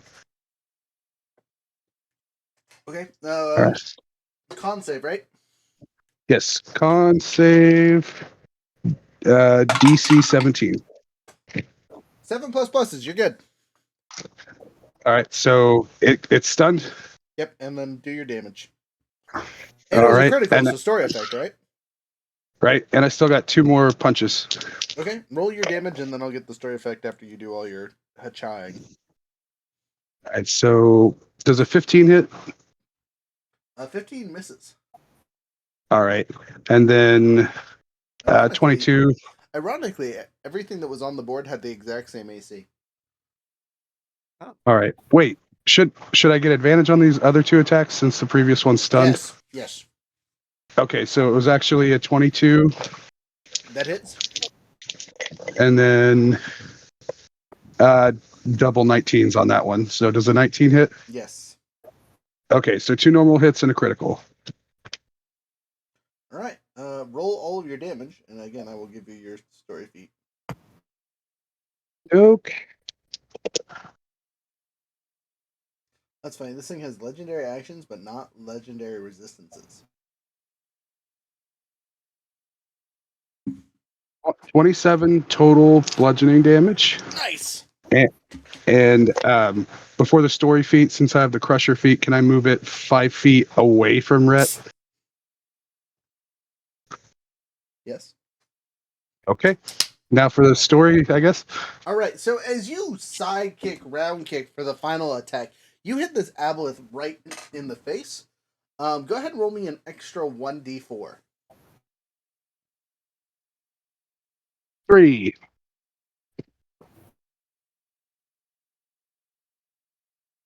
3? Okay. So, wow. Okay. You take away 3 of its actions. It has 1, 2, 3, 4, 5, 6, 7 actions total. So I'm going to roll a d8, and if I roll an 8, I'll re-roll. So, first action it loses is number 5. One, two. It loses the ability to tail swipe as a legendary action. Nice. Second ability. Nope, that's a 5 again. Second ability. That's a number 3. 1, 2. It cannot attack with its tail. Okay, so I feel that you are goofing up its tail really good. And the final action. That's a 3 again. All right. You fucked up. Number 2. Okay. Tentacles. So as your roundhouse kick lands, right, you crush what you assume to be a very important central bone in its body. Basically, you crushed a part of its spine. So it cannot use its tail for legendary actions or attacks. It can still technically use its tentacles for multi-attacks, but it can only multi-attack. So it can't just do a singular tentacle. So basically, you've taken away its ability to do reactions. So it'll flail around now. Yeah, more or less. So it's a ha-cha-cha-cha-cha. Stunned it, moved it away from Rhett, goofed it up. Am I still on water? Yes, so you'll notice that the water is relatively even.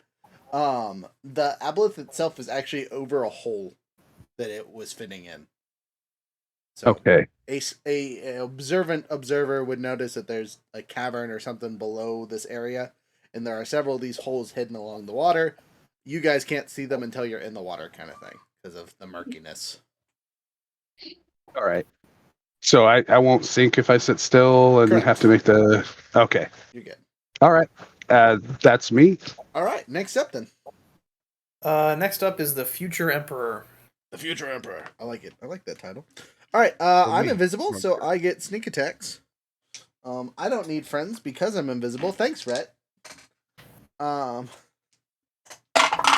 Rolling my first attack at advantage.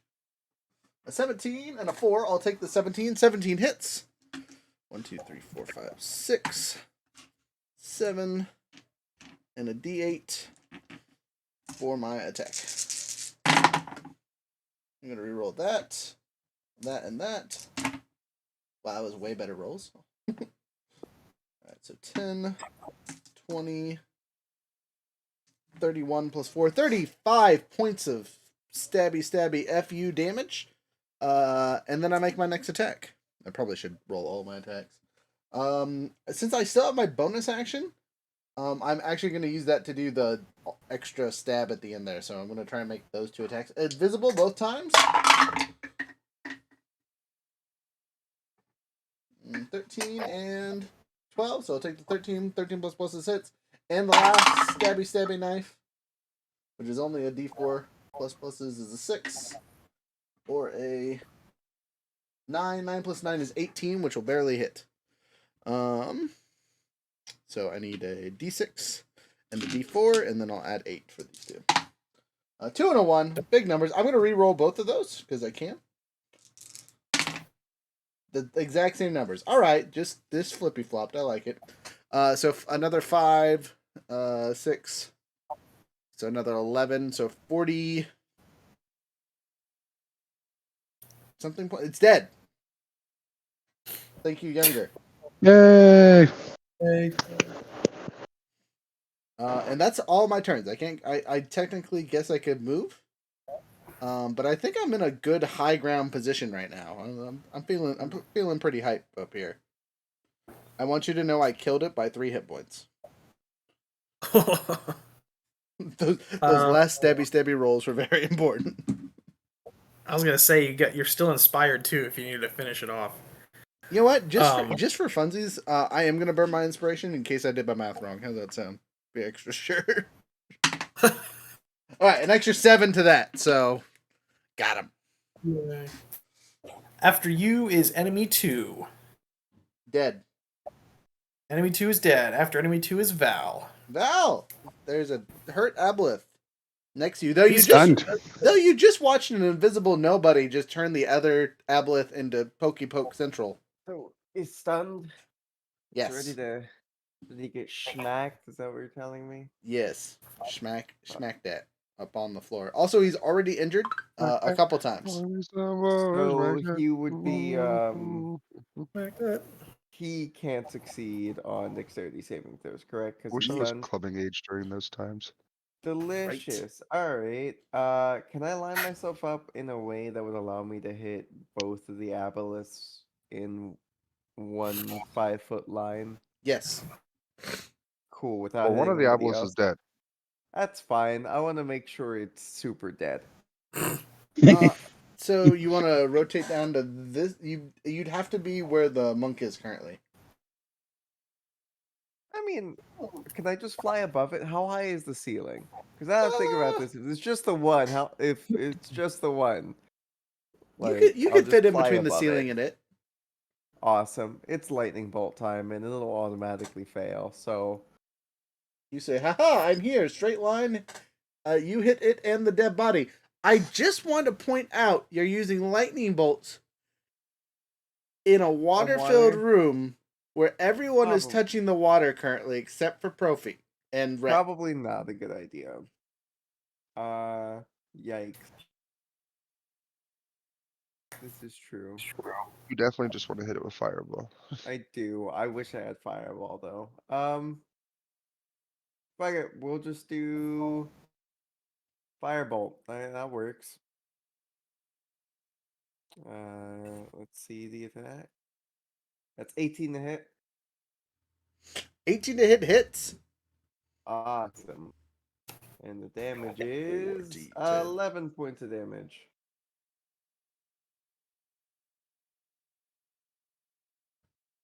Yep. That's all. Okay, nothing crazy. Mm-mm.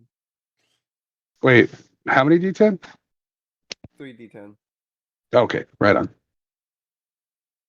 Is it 3d10 or 4d10 at this point? 4d10 at level 17. Okay. Oh, that's right. Yeah, that's it. All right. If that is it for Val, then it would be Marzex. Who is not here for some reason. Our seniors having senior moments. He's the seniorest senior. Well, if Marzex isn't here, it's enemy 1, who I think Okay. is also dead. Also dead. So then it would be Grandma Jenny, who's also dead. So then it would be enemy 3. All right. All the would-be dead characters. Marzex will be back eventually. I don't know what he's doing. He's going to be upset at the fact that he's probably missing the killing blow. But that's not my fault. Aboleth can't do anything except for multi-strike. So it's going to attack as many of you yahoos as it can. It has multi-strike allows it to attack with 3 tentacle attacks. So it can actually hit almost everyone in the circle here.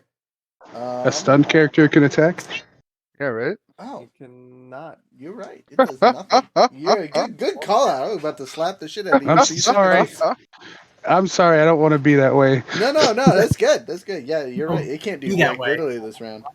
Yeah, it's its turn. Next, Next would be me. Rhett, you have an easy fish kebab, chilling in the water. I can do no damage. Insult it. I remind you of your super cool loot. Remember what yeah, it can but do to all your damage? It turns it necrotic. Mm-hmm. All right, screw it. I'll cast some vicious mockery, I guess. Is that your best offensive move? That is my only offensive move. Oh. Everything else is support or communication. Oh, well, all right. What about? Oh, I guess your loot's also. I thought your Hey, you gotta new have loot those had RP something. characters, man. Wait, My the new- horniest one is the party mom. Yeah. Yeah. Yeah. That makes so much Party sense. daddy. Party daddy. I approve that nickname. You may change your name in the server. You may change your name. Yeah, I have no vicious mockery is literally my only spell that does damage. All right. When we level up, we gotta find you an offensive spell or two to switch out for stuff Well, you don't use. If this character wouldn't have it, You get magic secrets soon, right? Yes. Sure, I don't know. Okay. Viciously Viciously mock the hell out of it, or make one of us do better. Well, I was gonna make it do worse. That's also an option. Okay, would I know generally what intelligence level this thing would have? You fought one of these things before. It was a baby, so you can assume it's smarter. But this, you've seen it like probe people's minds. I mean, you can physically see the psychic ability it has. So I can assume that this thing has a higher intelligence than 4. Correct. Okay. It is a monster, not a beast, for sure. So I am going to cast Hideous Laughter. Ooh. It automatically fails. Yep. It can't be knocked prone because it's swimming through the water, but you've essentially stunned it again. Right. I'm stun locking it.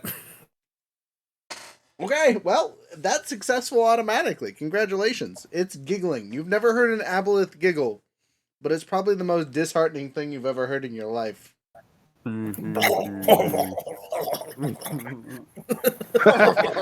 It sounds like a fat man eating a watermelon. I don't sound like that at all.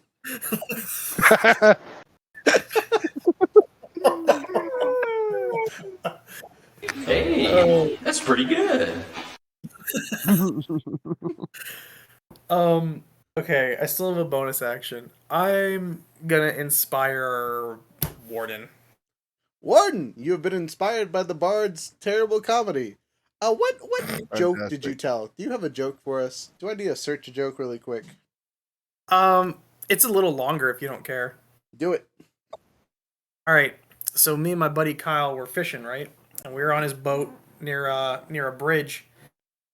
And we were sitting there fishing, and all of a sudden we see a funeral procession start passing over the bridge. Now, Kyle never says too much. He's a pretty quiet guy, but in the middle of fishing, he puts down his pole, he stands up, he takes off his hat, and he stands there until the funeral procession goes by.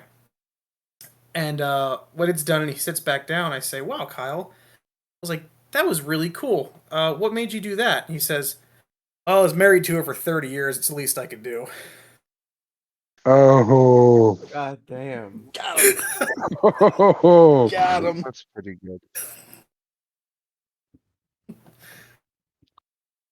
All right. Well, it's Warden's turn. Kill him. Warden doesn't laugh, but you see a slight movement of his breastplate that would tell you that he might have chuckled. Ah.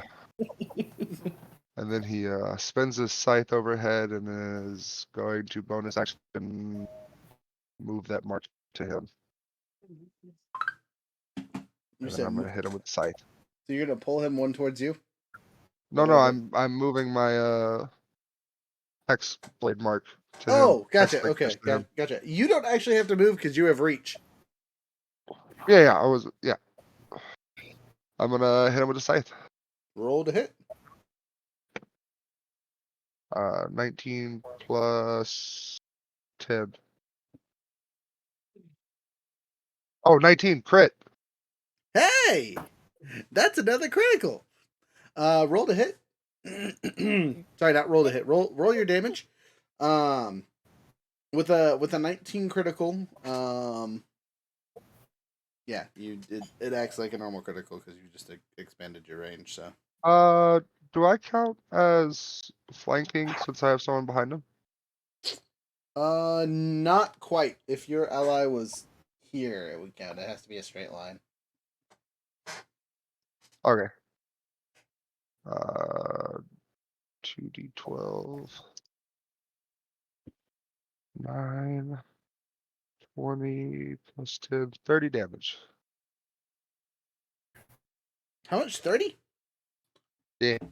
Solid schwack. Nice. This thing's looking rough. Attack number 2. Attack number 2. Right. I rolled another 19. That's another critical. Oh, we Good. can't reach. We all got the loaded dice tonight. The dice gods are taking pity. Dice God said this was going to be a hard fight. It's okay. It's gonna pay. Karma only stacks one way. Roll it up good and it's gonna be bad. 7, 14, 24. 24 points of oof. Yeah, another 24 points of damage. So your 2 criticals allow for another free attack. Oh, I feel sorry for this thing. Put it out of its misery. that's 24. The hits, roll damage.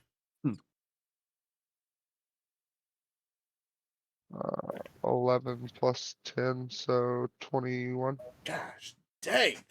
So you did a total of 67 this round, right? If I did the math right on that one. 30 plus 24 plus 21. 30 plus 4, 21, so that's 5, 45. That's 70. 75, yeah? Yeah, 75. Yeah. Okay.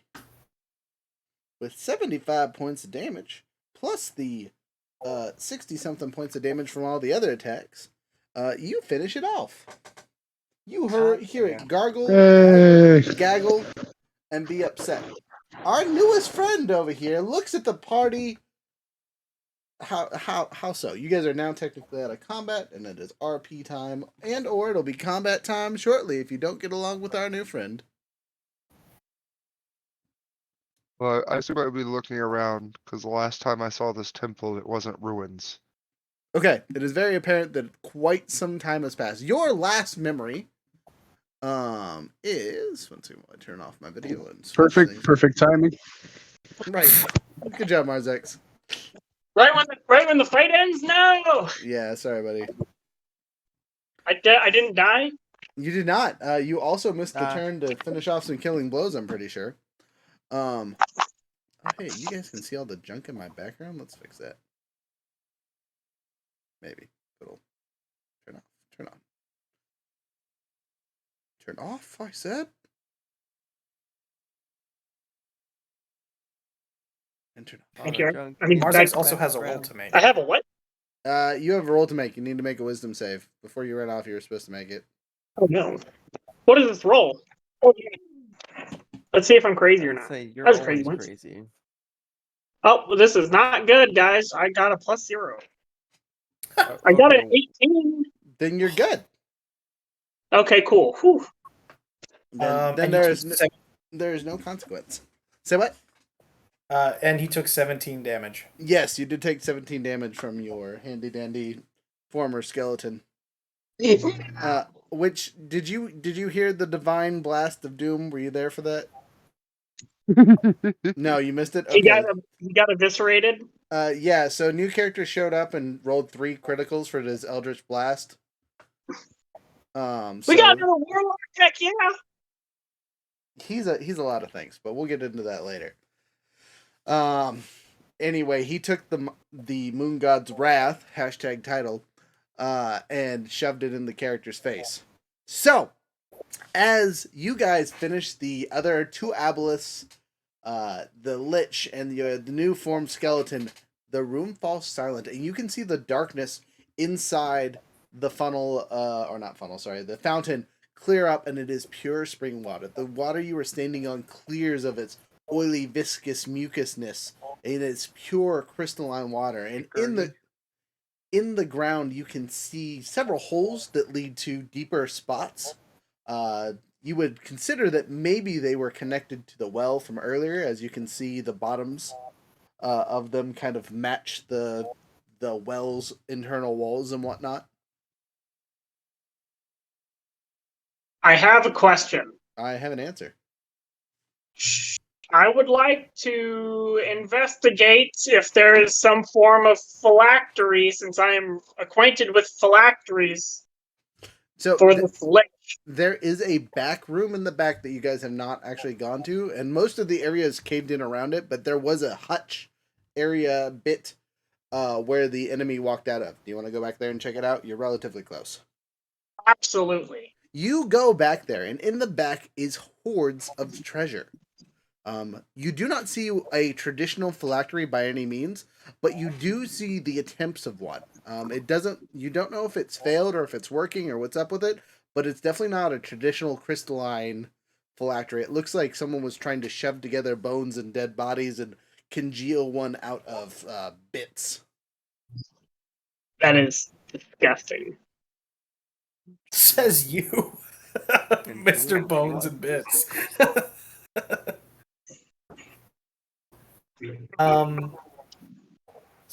So I would like to introduce the group to our new friend.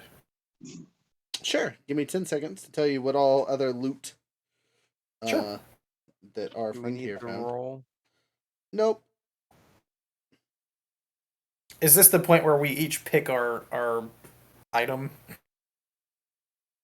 Oh, for the thing? I would say you guys have already picked up your items. Oh, lame. What if we squirreled away some items? He's not here. He doesn't know. This is true. You could try and hide some stuff. But on the ground in front of you are several other items and things. But the most important is the considerable amount of platinum and gold.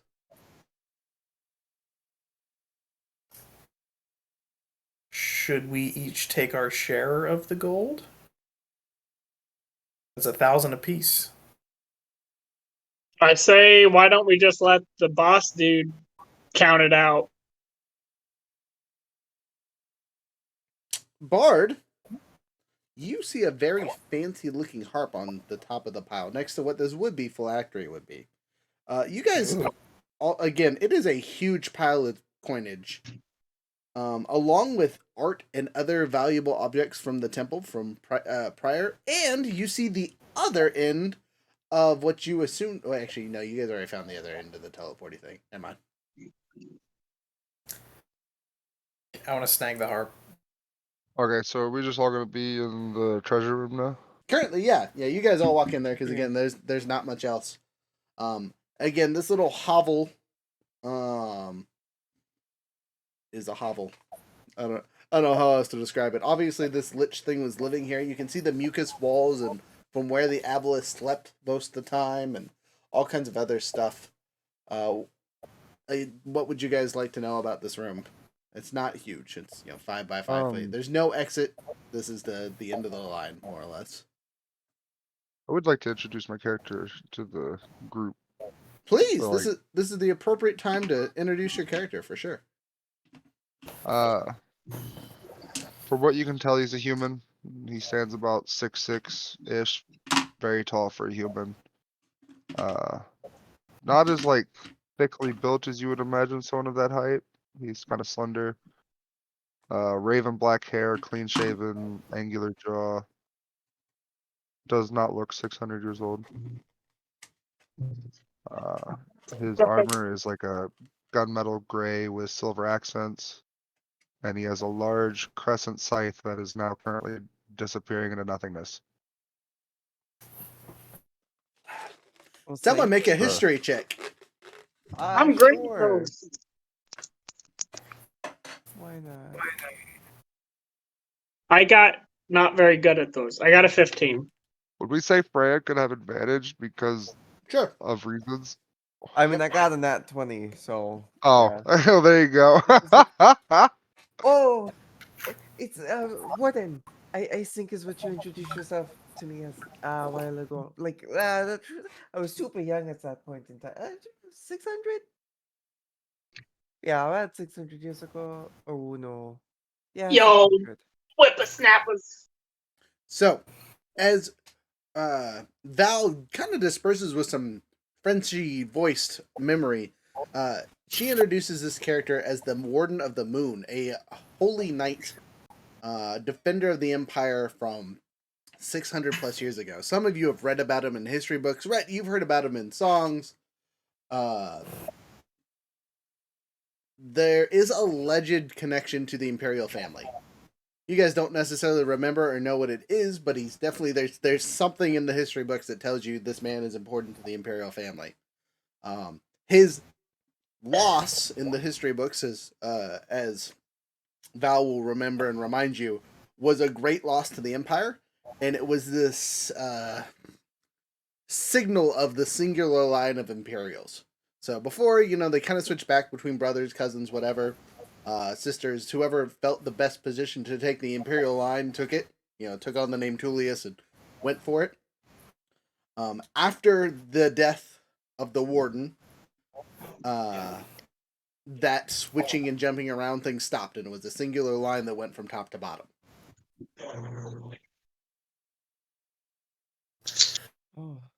All right, so I'll assume Val, you impart all that knowledge to the rest of us, right? Yeah. Yes. Okay. Then I will sing. This is what you get for rolling a 20. I will sing Standing there Warden. awkwardly while y'all are talking about me in the past tense. No, Wait, Val wait, is what? definitely saying this is what they did. Oh, but this is definitely them. It's right there. I can see it. Everything is there. I have a question. Why is your skin not wrinkly, Warden? Because he moisturizes. You need to give that shit to Grandma Jenny. Who you all are reminded is on the ground, passed out from a heart attack. Oh, She's fine. shit. What would I need to roll to see if I remember Val? I'd say a history or intelligence check, your choice, whatever's better for you. If it's the same, doesn't matter. History. Okay. It's 24. okay. Val remembers me too. Val remembers everything. Val got around. Yeah. Okay, we're not calling her mean names, but she belongs I to the stopped her from streets. getting around. For like Wait, Val? 300 years. For the 24, I assume I would remember. Oh, yeah, you hecka remember her face. It's really hard to forget a Dampier, because they're relatively rare, and one that was friendly with nobles and nobilities 600 plus years ago. As a reminder for your character, these 600 years that have passed have been an instant. You still Yeah, I was going to say, I saw you not even 5 years ago. Oh no! How have you aged? I mean, well, I think, but I mean, it's been more than 5 years ago, friend. You might have He's looking been around at the ruins of this temple. What happened? time. How much time? Oh, 600 or so years. Can I sing Warden the past 600 years of history? We have a book. Like in a montage, just like a history song? It is now 1,000-yard stairs, shell shock, as I'm realizing 600 years has passed. We didn't start the fire. It was all Go ahead, Rhett. If you're gonna subject this poor man to 600 years of bardic history, go ahead and give me a performance check. Oh, yes. And handy dandy Warden, would you please give me just a D12 to see how you're feeling at the moment? the empire has fallen. That's going to be a 24. Dang, you kill it! Just beautiful performance. If you were street performing, you would definitely make money. I'm always street performing. More cat pilot than You bard. also belong to the streets. I rolled a 1. Oh, okay. You are in tears. Like not happy tears, not like sad, just like destroyed tears. To hear what has happened to the Empire in this little song and ditty, along with the legitimate realization that the person is not lying to you, that it's been that long. Everyone you know, everyone you could have known, all your love interest, all that fun stuff, are probably dead. My reason for living, the Empire. The Empire's still around, says Profi. Barely. Yeah, sorta. we got the future king standing right here in front of you. If he's not invisible. I am actually technically invisible because you guys have been fucking. As I point at the figure that's not there. Yeah, the future king's right there. As I point at nothingness. I go, that's not very Yep. nice, as I'm not even standing there. I'm on the other side of the room as the invisibility fades off. I was gonna say he's looking right at you before the invisibility fades. Devil I'd sight. like to roll deception. Roll it. Dumbass. I didn't do very good. I only got an 18. Okay. Would you roll an insight check to see if his deception is cunning and convincing enough? Me roll an insight? Yeah, sure. Okay. Can I help his insight? That's 18 plus 10. He gets it. Get- Congratulations. Good job. You caught the sarcasm. Thank I see sarcasm hasn't changed in 600 years. Nope. Still goes over my head. I haven't changed in 1,000, so it's fitting. Anyway, from one legendary old corpse to another. Hello, Warden. My name is Profitulius. I hope to be the Emperor one day. As you say your last name, my eyes squint. How tall are you? 5'9". I'm a little shorter than you, I think. Great, so I'm just glaring down at you. Tullius, you say? Yep. I'm the youngest son of the Emperor. Well, former Emperor. I don't technically have an Emperor. He's dead. I'm in a life and death lock struggle with my siblings to see who's taking the crown next. You might not believe me, but I'm familiar with that struggle.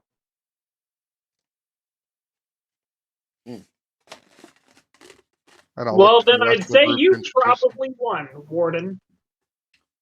Well, from the stories, he died. So apparently he didn't. How did you not die? All the according to these two, the Bard and Val, you were recorded as dead. And the more story, what? How did you become a moon in the middle of a puddle? It was the last thing Salune could do to protect me. Could you fill me in? What do you mean? Like they pull out the journal from someone's pocket. I think it's Val's pocket, and go like right here. It reads, "They opened the door for you," and that was the last thing the dude wrote before he got murked. As I point to the blood splatter. Ooh, DM is asking for questions we didn't go over. Oh, sorry. I will fill in your character for you. So, as you describe your last battle, these abelisks were much younger. You would say they were young abelisks, and the lich was not a lich. He was a person, but they were empowered by a purpley smoke, which you knew to be funerals signature bit, his last desperate effort to try and corrupt some other god temples to have a place in this realm, was there. And you know that Funeral is a family, quote unquote, deity that you guys have dealt with for a long time. So the betrayal came from inside the house, more or less. And you know this, right? And you described the fight and how they overpowered you, and you were about to lose, and suddenly you were enveloped in light. And then the next thing you remember, 600 years had passed.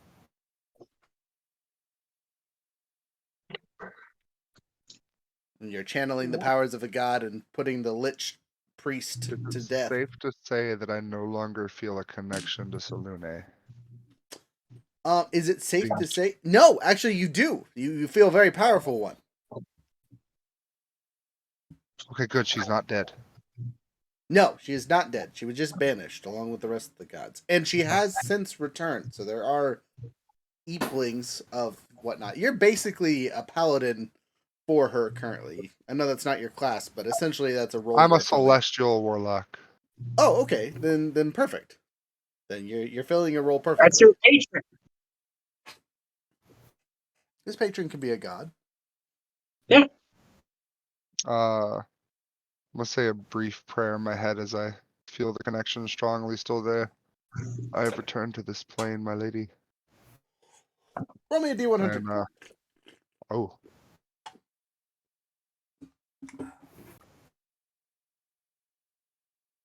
Prayer has effects in this world.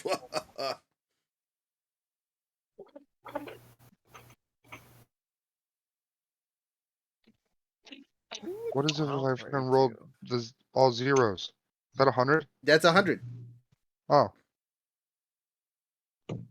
So the rest of you are in awe as the moonlight in the room finally coalesces into a being of pure light. Though she is fragmented and not quite whole, you can make out the essence of a beautiful woman. She stands before you with a moon floating behind her back, and she smiles and says, "Heroes, it is good to see that there are some that still struggle against the darkness." She looks at you and what was your first name? She wouldn't call you Warden. Right track. Rytrack, it is good to see you. I'm glad my efforts were not in vain and the magic held all this time. As she appears, I went down on one knee. Unfortunately, my 2 temples have been decimated, and my followers are few and far between. I do not have the power I once held on this plane, so I cannot help you much further than what I have done today. But if you can establish some strongholds, I will happily help you adventures in your struggles against the coming gods. And that is all she says. As it looks like she's trying to say something else, and she kind of fades out and flickers for a second, and then she dissipates into nothing. No. She's not dead. She's, teleporter or telecommunication got cut off. You didn't give me a chance to hit on the hot god. Yeah, bad signal. Your better judgment told you no. Say that one more time. I'm so sorry. No, you're good. As she dissipated, I'll stand up and say, "Your light will be shared, my lady." Oh. Can I Rhett, you hear something in your ear. Are you uncomfortable? As the voice you recognize as Cuddles says something to you psychically. The rest of you can't hear that. That's funny. Can I grab that harp? Yeah, of course. As we make our way to the treasure room or whatever room this used to be that I know. So you would know that this was just like a cleaning room or a changing room. There are bits and pieces that you can still see on the wall. Again, this was like a holy swimming pool is the best equivalency of this room, right? It was a secret room for the priest and priestess to just relax in the light of Saloon. It's the equivalency of a sunroom. Yes, but moon pool in the dark. An exclusive moon room. Okay, so where they mooned all the young as we priests. walk towards there, I'll just be like, "It looks like I will be joining y'all for the time being." Ooh, wow! I should sing the welcome song. So, you should sing the welcome song. Please, no more singing. Okay, Oh, but so he worked so hard to make his lute into a double lute. speaking The welcome song got a 29. Wow, great job. Just you feel. Go ahead and roll another d12. How you feel on that one? Either way, you Welcome did a great. to Oh, would you looky there? It's another one. Wow. Okay, you just don't like music. It's really not a thing for you. Maybe it's just this modern take on music. You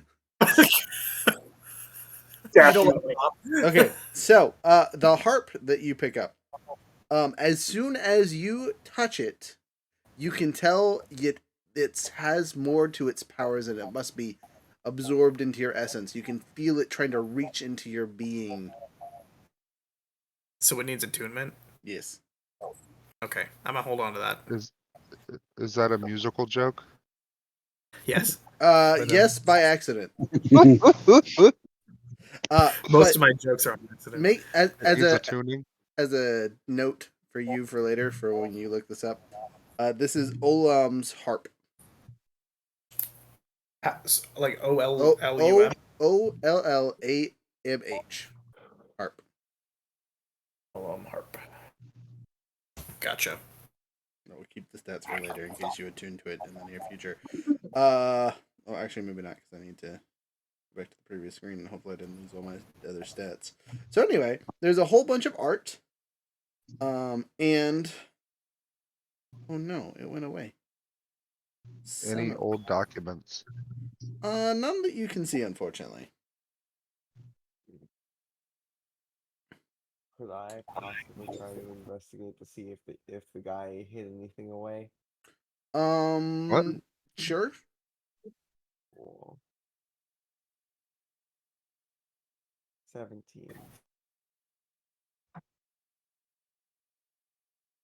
Total? Yep.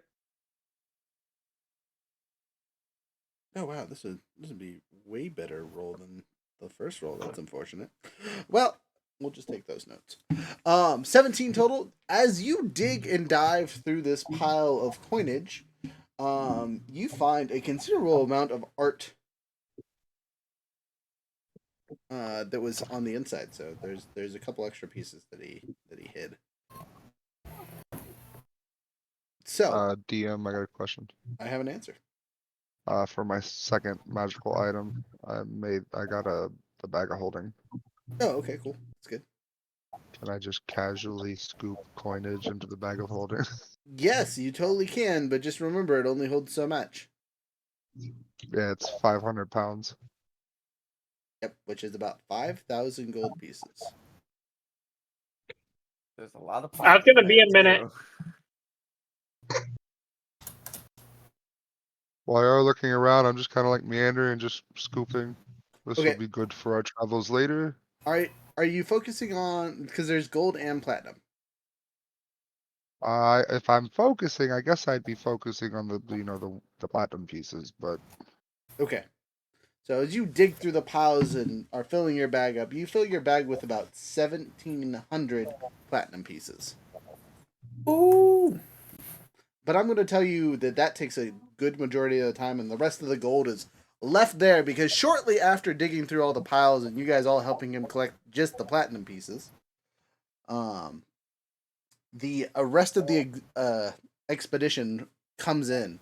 They've come to pick up Granny Jenny along with all the other stuff and things as Profi went back to the top to go grab them and help Grandma Jenny out. He's told you guys that she's comfortably resting in her cart, but she does not feel up to doing much. Most of her life essence has been drained away by something. Rhett, this would be an appropriate time to tell them what you saw. What did I see? Purple, She just keeled over, right? purple puff of smoke and whatnot. Oh, yeah. Okay, yeah, I'll let him know. She fell down, an apparent heart attack. I kicked her in the chest, and out came a puff of purple smoke. So Funeral seems to be up to his. do I recognize that? Yes. Purple smoke is a signature of funeral or funeral. Yep. Funeral already has his hands on y'all. Oh yeah, he's been messing with us for the last month, 2 months, if not longer. If that is the case, then I must stay with you because I got a vendetta to settle with him. What do you do to As do I.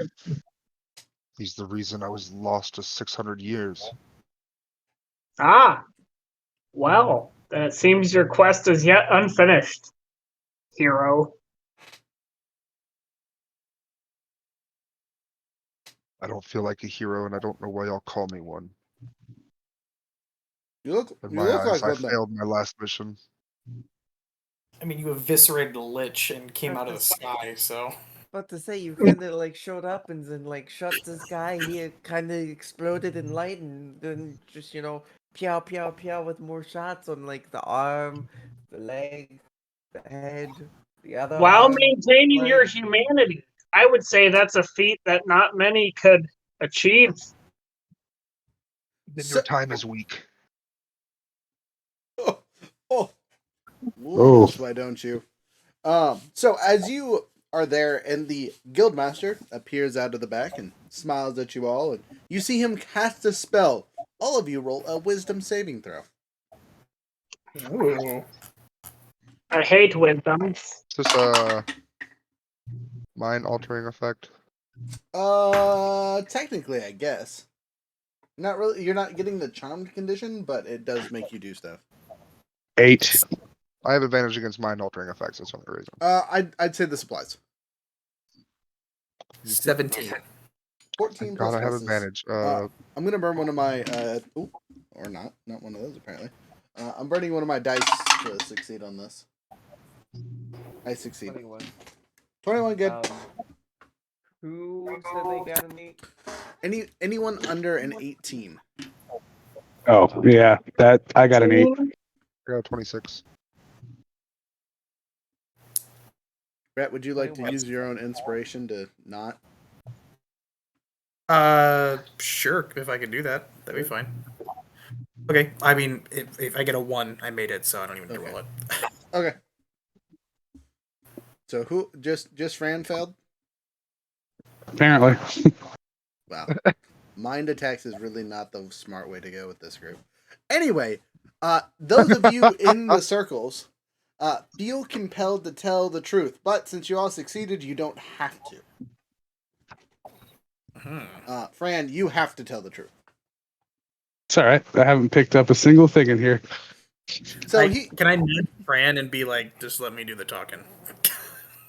You can. Unfortunately, doing so draws all the attention to her. So, Well, she hasn't done anything, so. right. So the headmaster grills you for a couple minutes about what all you found, where things were at, everything you've discovered, and to the best of your knowledge, he wiggles that information out of you. So as you're going through, he writes down all of the items that you guys have picked up and whatnot. And now as a DM, I'm gonna look to you guys and did any of you pick up more than 2 items? I have dirt and water. Those are both considered an item, right? Yes, because you picked up all the components for your undead minions and whatnot. Yes. Fran just picked up a scarf in the beginning. Okay. So And from her perspective, she didn't even search the whole time with everybody else. that's fine. Again, he's not really berating you too much. He just wants to know who picked up what. And he pretty much gets it out of you because you were able to see it and whatnot. And he goes, okay, so the only person that's taken more than their fair share of stuff is you. And he looks at Marzex and goes, but you told me you weren't taxable. You were tax exempt for some reason. Can you explain to me why? And again, you're in a zone of truth, and he believes you to be telling the truth. Yeah, I tell him the exact reason that I said the first time, as I am a tool of the Empire. As per my decree, Right. So as you explain this to him, he kind of shakes his head and goes, you are but an interesting ancient. I do not understand you. But out of courtesy to your house, whom I owe a couple favors, I will cover any debts that may incur on my end. He looks around for a little bit and says, "You guys have left a considerable pile of gold. Am I to assume?" And he looks, and who is that? And he looks at Warden. You were not with the party earlier. Did they find No. you in here? Yes.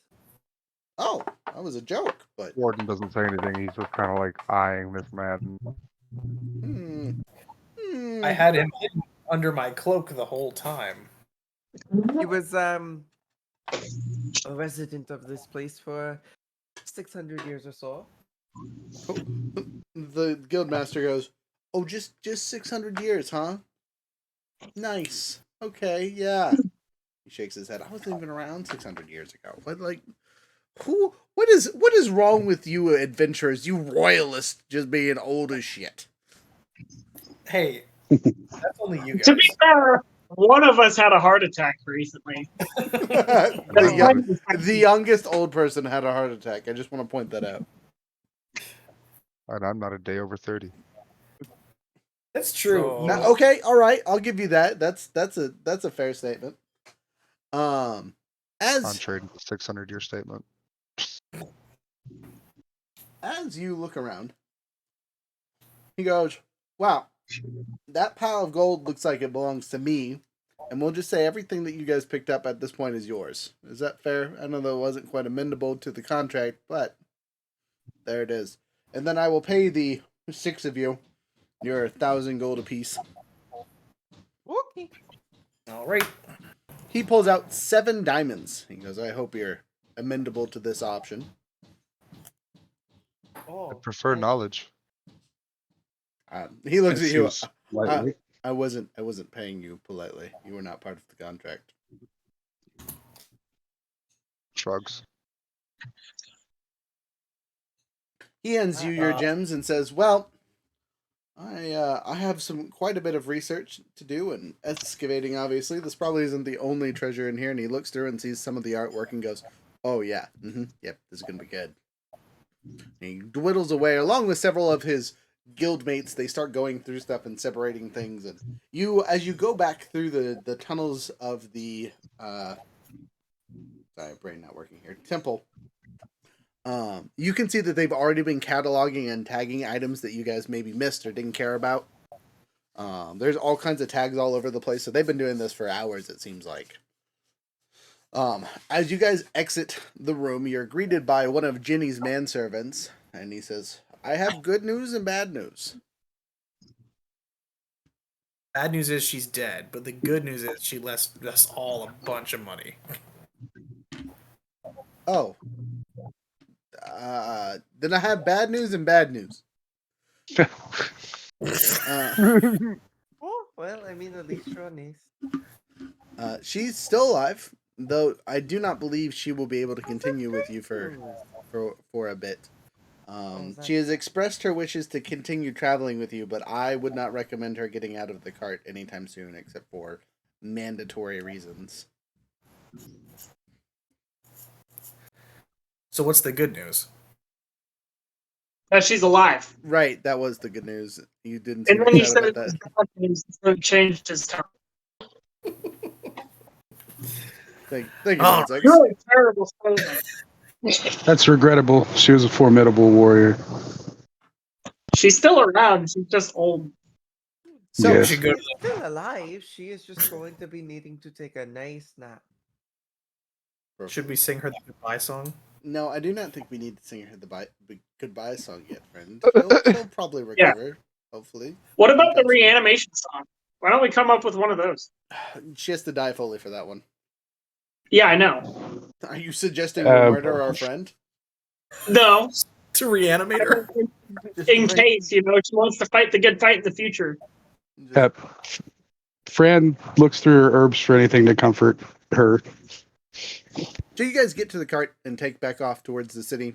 Again, it's a day or so travel, so I'm going to roll a thing to see if anything crazy happens. I'm going to start attuning to the harp. Okay, you do so. And something crazy does happen.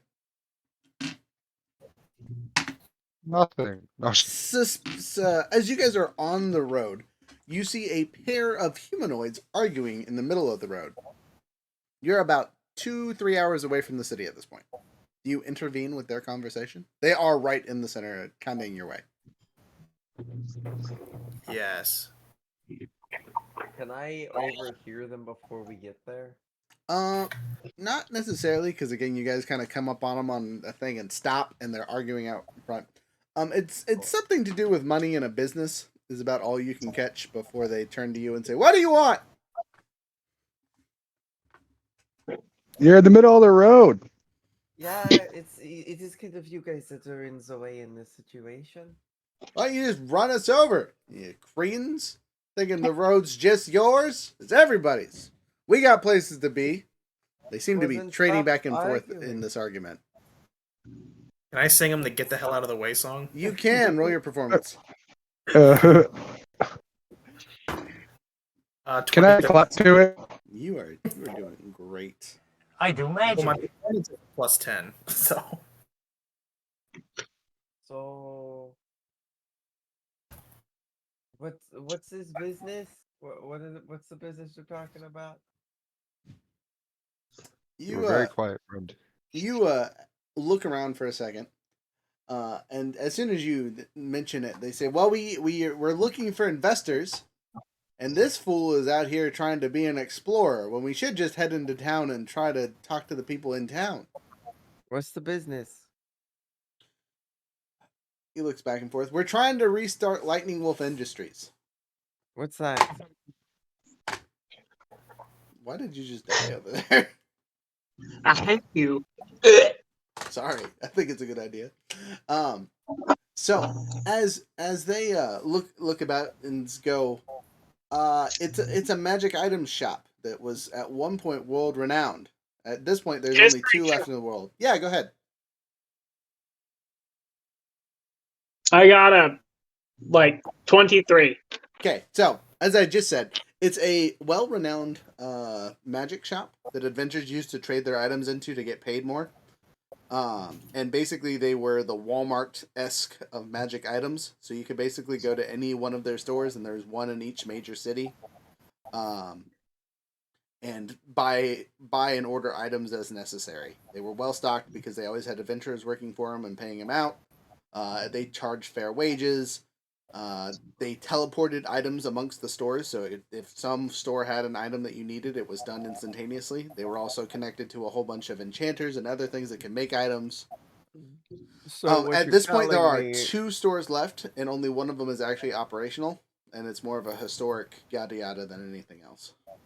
so it's like Kmart. So, how much do you need? I remember something, maybe. Is this one of those like old people falling for scams kind of thing? Can I pull Val to the side and be like, "Hey, If you feel that that's what they're proposing, 100%. But they say, look, if we had Can I 20 insight them? 20K, we could get started by getting a shop and a store and some basic equipment and connect to the old franchise." it's a Nigerian prince. Don't do it." Can I insight them to see if they're telling the truth? Sure. All right. 27. So they seem to be true in their statements, but they're definitely idiots. Maybe not the kind of people you would trust 20K with. They I've- really want to start it back. They just are dumb. Check. Ooh, I have an idea. They're idiots, right? How are you going to connect to the old franchise? Bro, stop. My uncle's brother's cousin works there currently, and can hook us up with the owner. Oh, what's his name? I think it's Dresden. Harry? You mean the owner, right? Yes, of course. Can Yeah. I? Dresden Miles. Tristan. Can I pull out a gem, like a regular gem from my random jewelry bag, but like nothing very pricey or expensive? Sure. Okay. I'm going to present this gem in the most theatrical way I possibly can. And I'm going to tell them this is the rarest sapphire from the island of sapphires in the mines of Moria. It is a And regular that- sapphire worth 50 gold pieces. But you continue. Right. I tell them that I have a hard time finding a buyer that's big ticket enough to buy this sapphire. It's easily worth 10,000 gold. So this will get you halfway to your mark. All it'll cost you is 1,000 gold. So it's a 9,000 gold investment. I see you.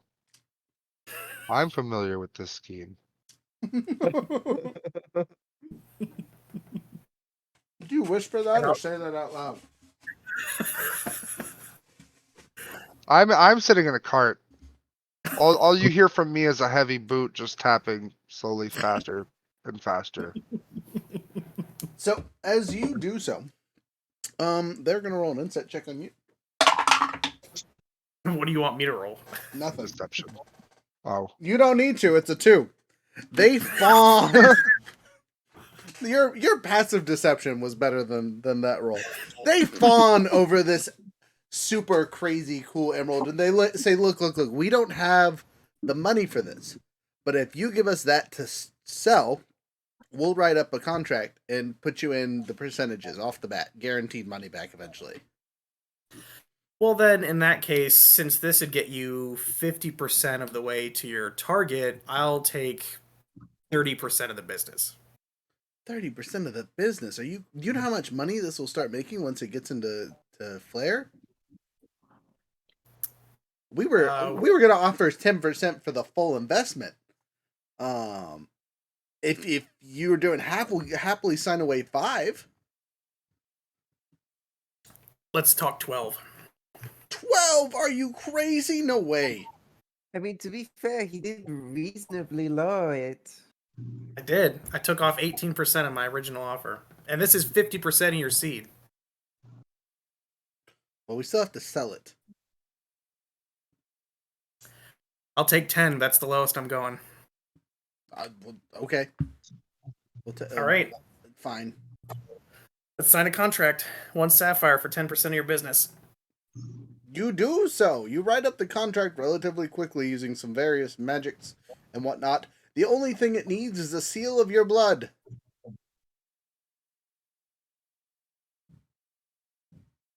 I don't know about that. They look at you coyly and go, "But that's how contracts are signed these days. You gotta put the blood on there. Otherwise, the demon magic doesn't work." This is some BS. I don't have any blood. Well, they look at you and go, "You're not the one signing, are you? Do you have a sapphire worth 10 gold? You will put your name on all this paperwork real quick." I don't have a sapphire worth 10 gold. However, I do have a number of platinum pieces because I do indeed believe that this would be a worthwhile endeavor. They were quite renowned back in the day. I would just hope to be able to meet your uncle's brother's cousin, Dresden Miles, at some point in the future. They go, What? Well, if you, okay. You front us enough money and we'll write you an introductory letter and tell you exactly where to go and who to talk to, and you can talk to him directly. And I want an equal parts investment as this man. For an equivalent amount in the form of platinum. 10% for 10,000 gold worth. Look. We only got so much equity to trade with, guys. We can cut you in on both of you having 10%. That's what I said. I have 10% and he has 10%. No. You share the 10% as a joint venture. At that point, No, because at that point, our you investment. should We're be giving doubling them our at least double 15%. your percentage. They look around. And there's some arguing amongst themselves. Let me do some dice rolls for you to see how convincing you are. Yeah, why would that I'm pretty convincing, by the way. I'm already getting 10%. Why would he give them money for no Yeah, more percent? exactly. You hear plate mail as Warden gets out of the back of the cart. Oh, I'm gonna go talk to Warden. Good luck, everybody. So they argue for a few minutes and say, "Look, we can split the difference and give you both 7.5 We will amend the contract, but we can't give away that much of the business. We don't own that much of the business to give away. Oh, so much of this. Once we give you your 15% amongst the two of you, we will have equivalency that much ourselves. Oh, that explains why you would not give 30 earlier. This makes sense. Okay, how much platinum would I need to give them? 1,000. Do you have that much platinum? I happen to. Yes. No, I only have 390 platinum myself.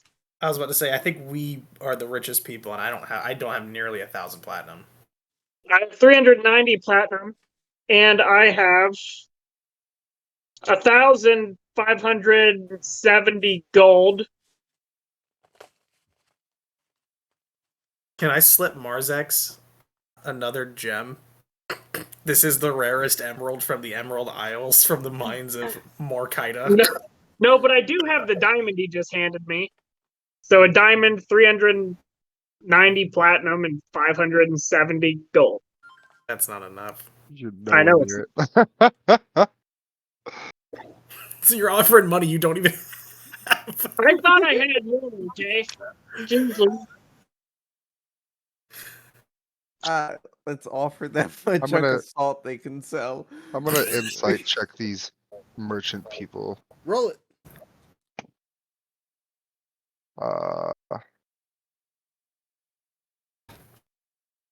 22.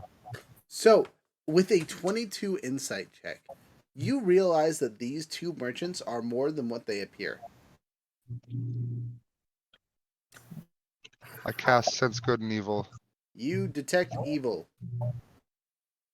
I'm gonna step forward as my scythe materializes out of the air, and it's like, I think it's time for these gentlemen to make their way down the road, and I'm gonna roll an intimidation check against them. Roll it. 19 plus 15, 34. Let me see if they crit to ignore that. The first one rolls a 7, so no. The second one rolls a... Come on, Des.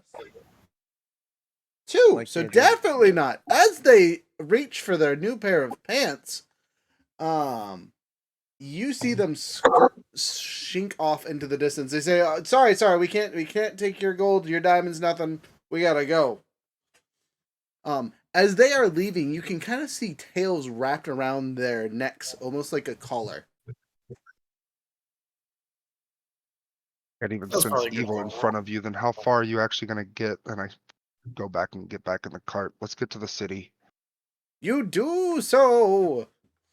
The event is relatively unnecessary. You guys get there. You're back at Ashfall. Ashfall.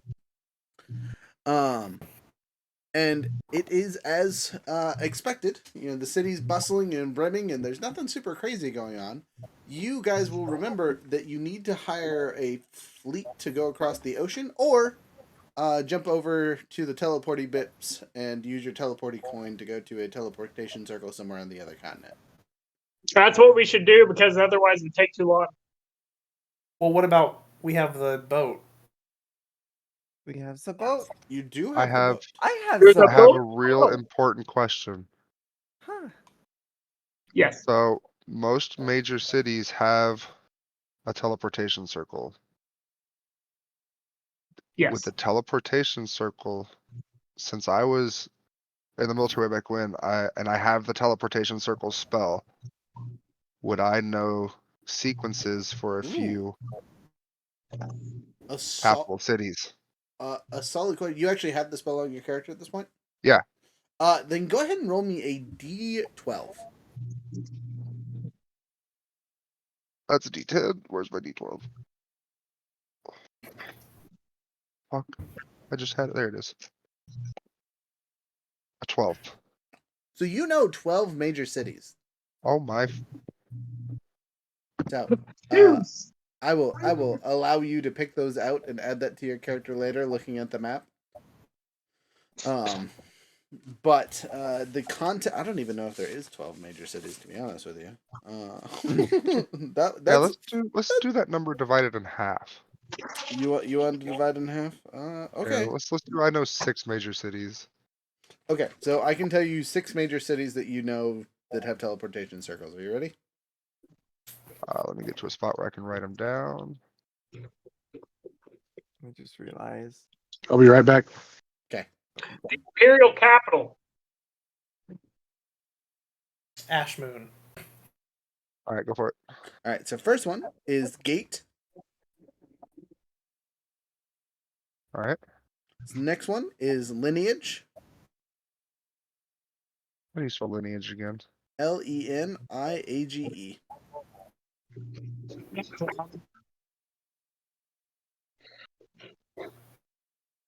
One more time.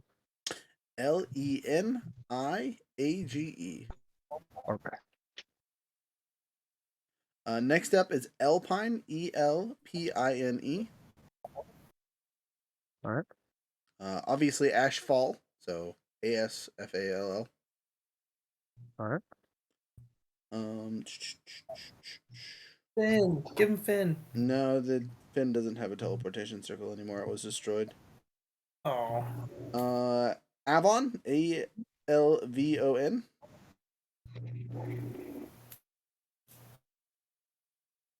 Everest, like the mountain.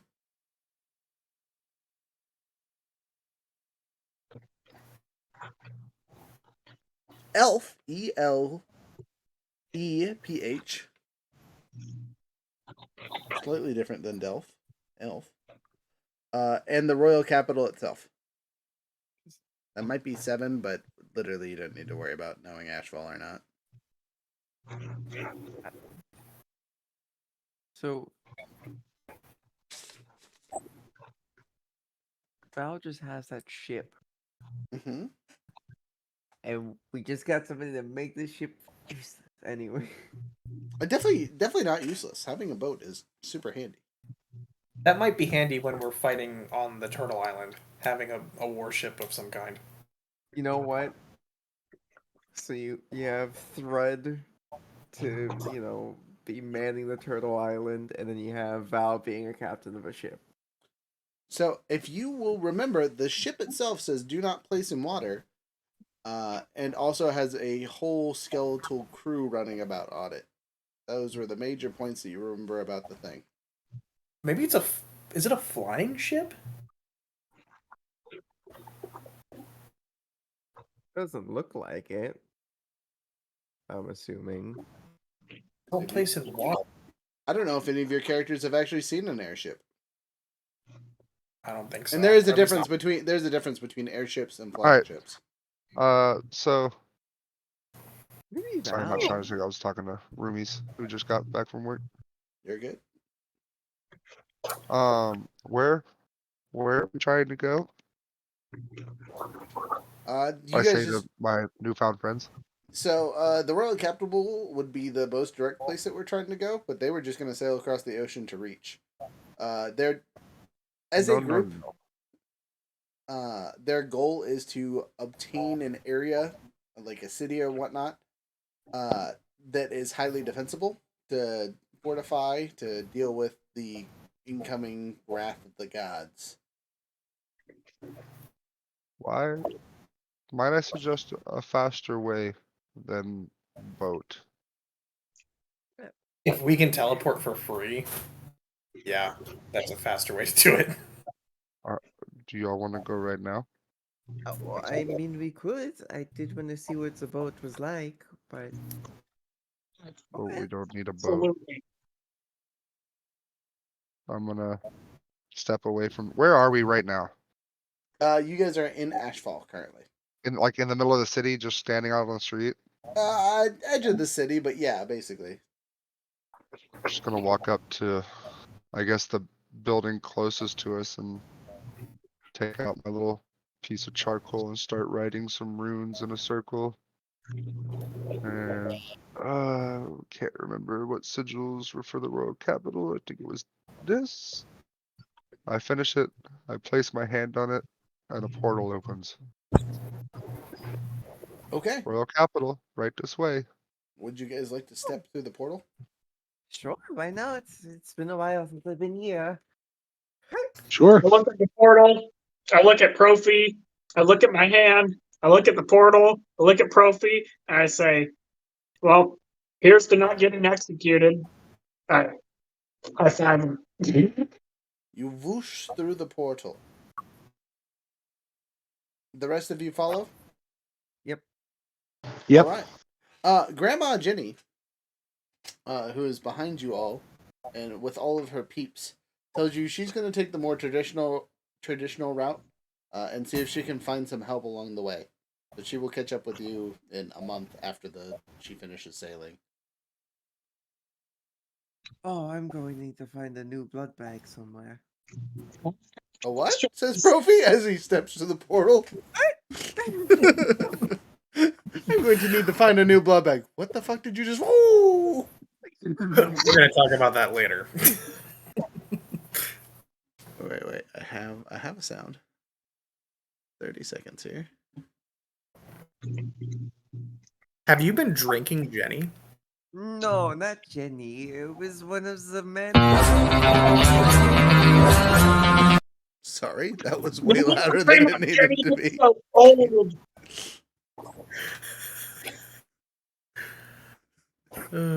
Sucked all the blood out of her, and now she has more wrinkles. Well, we'll just seduce randos in the street, and then we'll suck them.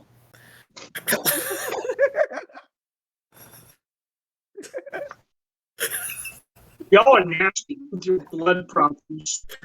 And modern problems require modern solutions. Got him.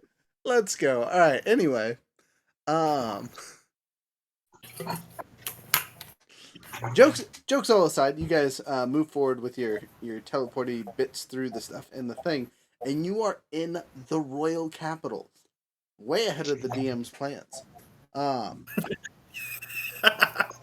Just kidding. I was does it again. No, it was an option because you guys could have paid for it. But this time you didn't, so now you're even wealthier stepping into the royal capital than expected. So, the royal capital is what you would call regal, to say the least.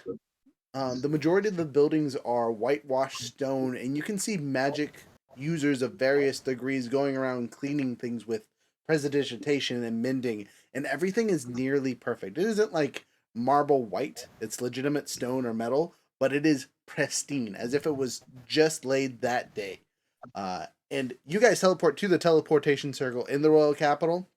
So as the group of you zoops into existence over there, you are surrounded by a small army of Rexus Tullius soldiers, who immediately go to like swack you down because you weren't on the schedule, kind of thing, and then look and see who's with you and go, "Never mind.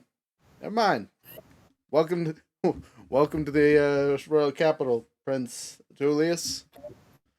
I see your escort has changed considerably since you left." And you see that they kind of totally different. What are you talking about? Marzex, you weren't even part of my original friends group. You joined us in the middle of the journey. Yeah, but I was sent from the capital. You were sent from the capital. Anyway, so you guys see Profi get pulled off and get questioned for several hours. So at this point, it's night in the city. Excuse me. You guys will need to find some place to stay. As the guards release Profi and he's pretty much caught them up on stuff, he holds 3 pieces of paper in his hands and goes, "Well, I have good news and bad news, and weird news. Which would you guys like first?" The weird one always sounds like fun. Well, 2 of my siblings are in the royal capital claiming that they have killed the rest of us, and are sharing the crown throne bits. And they're literally playing a game of chess to see who's going to be the next emperor or empress. So that's weird that A, anyone would believe them, and B, that they're deciding things through chess. Next news is the Imperial Army has not been paid in a bit because the Emperor has not been there to sign off on their page, so a good portion of the army is revolting. Important. Nice. They're calling themselves no coiners. That's a stupid name. But there are apparently large groups that we have to be careful of, especially me in the city, because apparently I owe them money. I don't know how, but I'm on the list of names that they want dead. Yes. And last but not least, and he pulls out a third long slip of paper. These are all the crimes that we've allegedly committed in the last 6 months. He pulls out a thing. Apparently, looting is a terrible, terrible choice. The Imperial spies that have been following us have been recording it all. And the one that's over there in the group told me that we owe them a favor. Now, why would looting be a crime? I'm just trying to play music. Oh, not that kind of looting. It's more like looting corpses. He looks at the shovel. They say, that apparently is heresy. Huh? I don't know how, but that's the crime. It's just shovel heresy. No shovels in the capital. Ridiculous. I don't understand how, but yeah, the heresy shovel is what they titled that thing. Not my half zombie loot. Hey, I go, no. His shovel takes up 1 section. Your zombie loot takes up 3. Defacing legendary objects, corrupting holy objects. What's the illegal music license? Rhett, apparently you haven't paid your taxes in 17 years. Wow. A third of the crimes just say Rhett did not pay for. Rhett did not pay for. Look, money collected without, and this is just since they've been observing you. How often do you perform for money? Often. A lot. Yeah. Sometimes for no money. Yeah, it's noted. Look, there's a fee here for doing a performance without charging. Who makes these rules? I don't like any of them. These are all dumb. I hate to Here's the say thing, it, but if when we- they find out how You many can, years I have you to pay can my roll all of taxes, this once you become emperor after they lose one of their chess games, and then it's just you versus whoever that other nerd is. Well, I have bad news. Hmm. I am horrible at chess. Good thing you don't have to play chess. We can just persuade them to do something else. I what have do you bad mean? news for Why don't both we of the just kill would-be some? emperors. Listening. If anyone has a rightful claim, I think I know the person. Yeah, me. I mean, and them, technically. We all have an equal calling. But one who brought back a legendary hero. I'm gonna look over at my distant kin and say, "You're not the only Tullius in line." I look at you and go, Um, what? I'm rolling an insight check to see if I understand what the hell you're talking about. That's a 14. Fine. I got the sarcasm or whatever you threw that statement with. In total of 15. Not terrible. So yeah, I get your inference and I look at you like,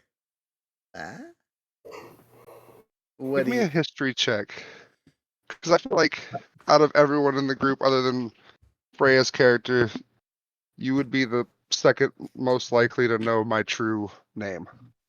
I want you to know that Profi is generally an idiot when it comes to history. That was not his Go ahead. subject in school. Go ahead and. I rolled That's a Mars. This is like family story, not like history class. Yeah, I rolled a 7, but I have a +6.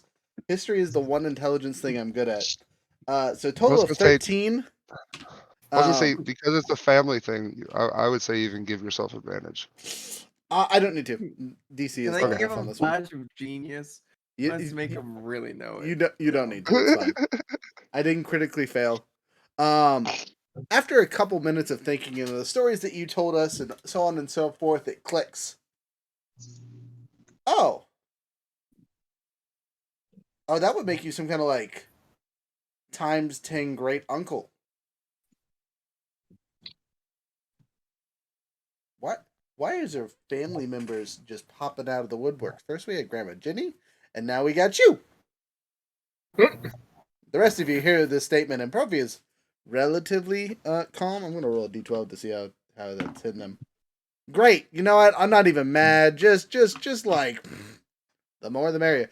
Okay, so looking Finally, brother, uncle who doesn't want to kill me. right, hopefully.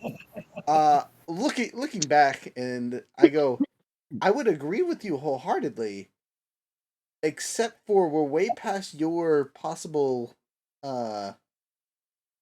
lineage. You know what I mean?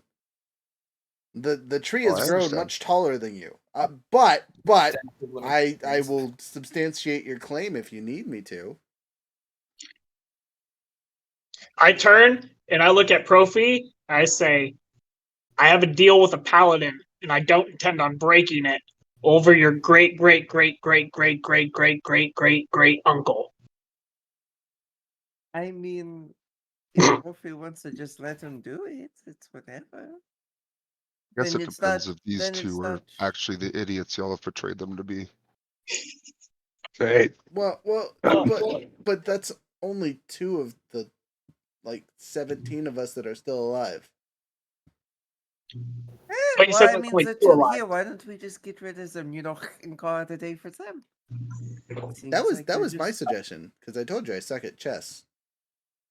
Yeah, But do I combat. can't, but I was trying to make a joke there. I would be like, but I'm good at giving the sucking chest, wounds. Oh, maybe one of them can be the new meat bag. What if we found them and persuaded them into a 3-way competition? Why don't I? I don't Or think we let I them don't make think a most contest. civil people just suggest that off the blue. Just hey, you want to have a 3-way competition? Who has the? I don't mean a There's 3-way not enough competition. women in this group, says Profi politely. I mean a I will challenge them to 3-way. trial by holy combat. I mean that he can do. He can challenge them by holy combat, but they don't have to accept. Just as a side note, I need to look for something on here. Not to cast suggestion on all your family members.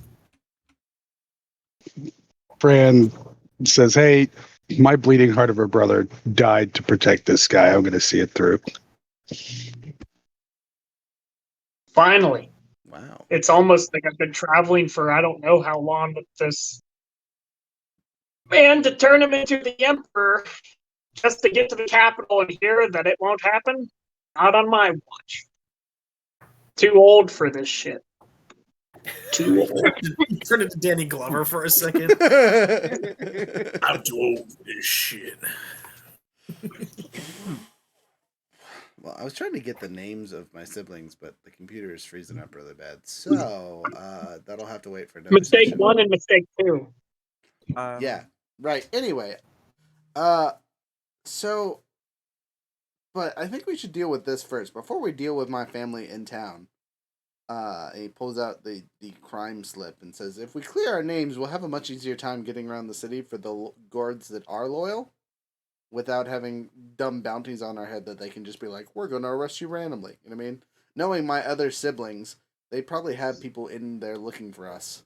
So if we can clear our names, then we can, not have to deal with some bullshit. Is this Don't like you know a judicial official here who can expunge your crimes, da da da da da da da da da, so that we can skip the loophole of pain? Yeah. They just said if we do a favor for them, they haven't told us the favor, they clear it out for us. Because they're the ones that recorded it. Basically, they have to. They're threatening to report us currently if we don't do them the favor. Okay, well, let's find out what this favor is, and if it's favorable, then. Are these the only ones? Or maybe you could promise a future favor as emperor. Ba-ba-ba-ba-bing. Yeah, they don't work like that. I mean, Delayed payments sometimes work. Are these guys the only two that have been following you guys? I look at them and go, no. Damn. Because No. if they were, it's another easy thing to deal with. No, these ones are from here. The ones that were following us are probably on the other continent still. Oh, you're right. We just lost track. So how did they get the information? Have you ever seen the Tulia spy network? Yeah, look at you excessively. It's great. It's almost near instantaneous. They have these super cool little mirrors that you can talk through almost instantaneously. And some of the agents, that's how I know who's following us. They pull out a mirror and look at themselves every once in a while they're translating information. They're super dumb about it. Like for being spies, like they're dumb as shit. Some of you will remember that Profi has been watching them for 3+ sessions, and only let you guys know when he was not sober. Yeah. That was a while ago. That was before we fought the dragon. It was right before we fought the dragon. Mhm. So, with all that said, you guys are in the royal capital. We have about an hour's left of playing. What would you guys like to do in the city? Again, you can go talk to these yahoos here and get their assignment and figure out what you need to do from there. You can go check on these factions, these no coiners that are a new group of villains. Wink, wink, smiley face. There's your poll for the week. You could go directly to the siblings and try to figure out what's going on with the Tulliuses in the city. You could have a internal discussion to see which Tullius in your group that you are going to rally behind and or why. Or convince said Tullius to not worry about it and just be the Warden of the Moon. Or you guys can fuck off and do whatever the hell you want. You're in the royal capital. Warden of the Moon who backed the future. What? Yeah, one more time on that one. He froze. Yeah, we lost him. I feel like having the Warden of the Moon bringing back a wondrous, famous, heroic archetype of the past of the one of the greatest warriors of the Empire is a marvelous feat to go and put on Profi's title page, banner, marching into, make the Empire great again. Achievements. I have a weird bad taste in my mouth after that statement. Mega. I don't know about anybody else, but it feels like they're just He's a great guy. had a drink. And as for what I said earlier, it was idle musings. I don't. I have never envied the crown, nor do I wish for it now. Whoa. Oh, that's good. Important information. Thank goodness. So, you said you need a drink. We're in the royal capital, and I know a place. Yeah. I do too, and I'm staring at the Capitol building. Okay. Oh, we should not go in there. I'm telling you right now, that's not a place for us currently, unless we're gonna deal with the elite guards protecting my siblings. You're the spies probably know nothing of this. I have no idea what you said, Younger. I'm sorry. All I got was no nothing. So I have a question for the DM. I have an answer. I don't think we ever settled where, like, because noble background and whatnot. I don't think we ever settled on where, like, my sort of domain was. A solid question. Well, you could be like from the wastelands. You could be a wasteland noble, which might explain your Frenchiness. Where's the wasteland at? So on the map, it's the one on the far right-hand side. It's the desert bits. Gotcha. And all the cities over there are mobile fortresses, except for Stalingrad, which is dug into the wall, and Gate, which is Gate. Gotcha. Okay. Though, if you really wanted to be fancy, you could be a descendant nobility from Gate itself. So you kind of have claim to both sides of the wall. That works. That'd be cool. And then another thing I wanted to ask was, would like my family or whatever have some type of like house set up in the capital for in case we need to go come in or whatever? Or... Technically, yes. Cool. Like an embassy? Yeah. It's more like an apartment for nobles. Oh. What? sure. Let's go get drink and then check out the Dusty Digs. Okay, you guys aren't Drinks. going to worry about a fancy hotel. Instead, you're going to stay at the noble's apartment. Okay. It's free. We should go to wherever we won't be assassinated by the state. Probably a smart choice. So, Yeah. I'll just put Clifford wording. It'll be fine. Speaking of bars, old man from 600 years ago, do you want to see if the bar you were thinking of is still in existence? Yes. Roll a D100. So I'm thinking way back then I would have been very keen to like wherever the officers hang out. You know what I mean? Like an officer's bar.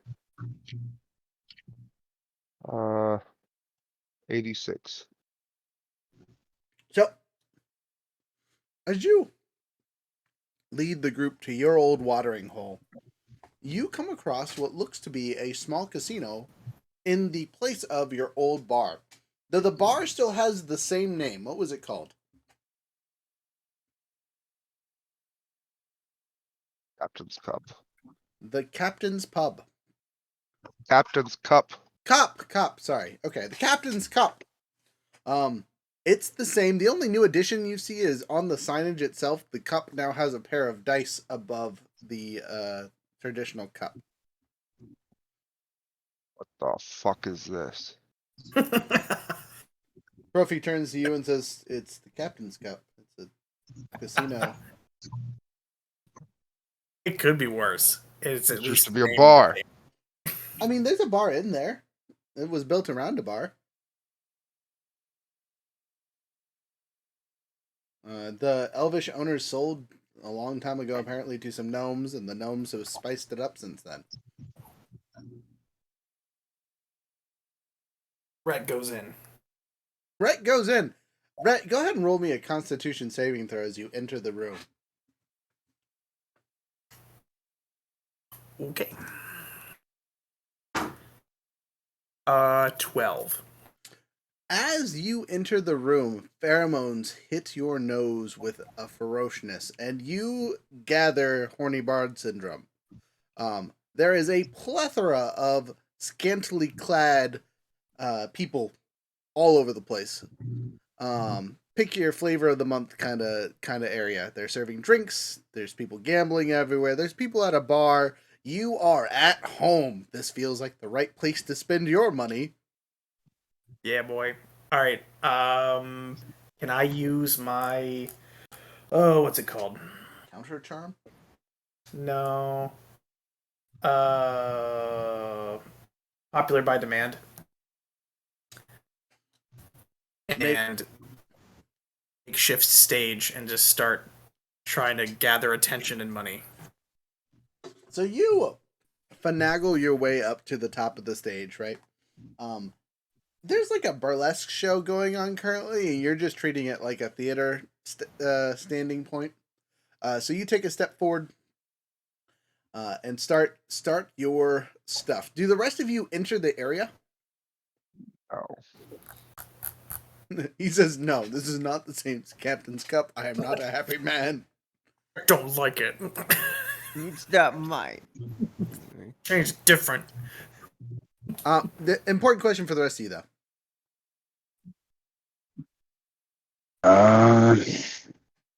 Do you follow your friend in to save him? Or do you let him just do his thing? He doesn't need to be saved. I'll follow him just in case he needs backup. So the two of you follow in to save your friend or give backup or whatever excuses. Roll your Constitution saving throws as you enter the building. It's gonna be like the bathhouse episode all over again. Oh no. 12. You fail! The pheromones hit you like a ton of trucks. Your parents even warned you about this place. You've been told not to go in it several times. I never listened to them anyway. It takes all of your ladylike mannerisms to not just strip out of your clothes. You hold yourself together. But it is a struggle, and you lose yourself almost immediately. Just like your bard friend. You guys are peas in the pod currently. Younger, Yes. roll your Constitution saving throw. Can Younger be seduced? Yes. Oh, So my question is does this count as poison No. or require breathing?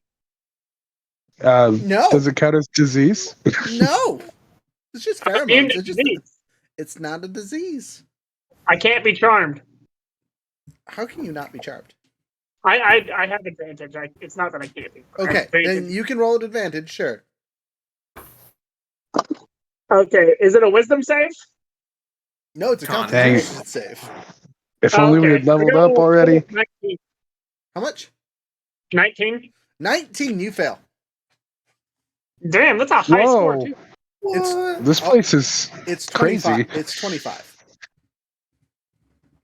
Val, come on in. The Yeah. party's great. So you guys even No. see Marzex just lose his junk. Maybe almost literally because he's a zombie falling apart. But no, he goes in there, and you have never seen Marzex have any kind of like fun, and he almost instantaneously looks like he's having fun.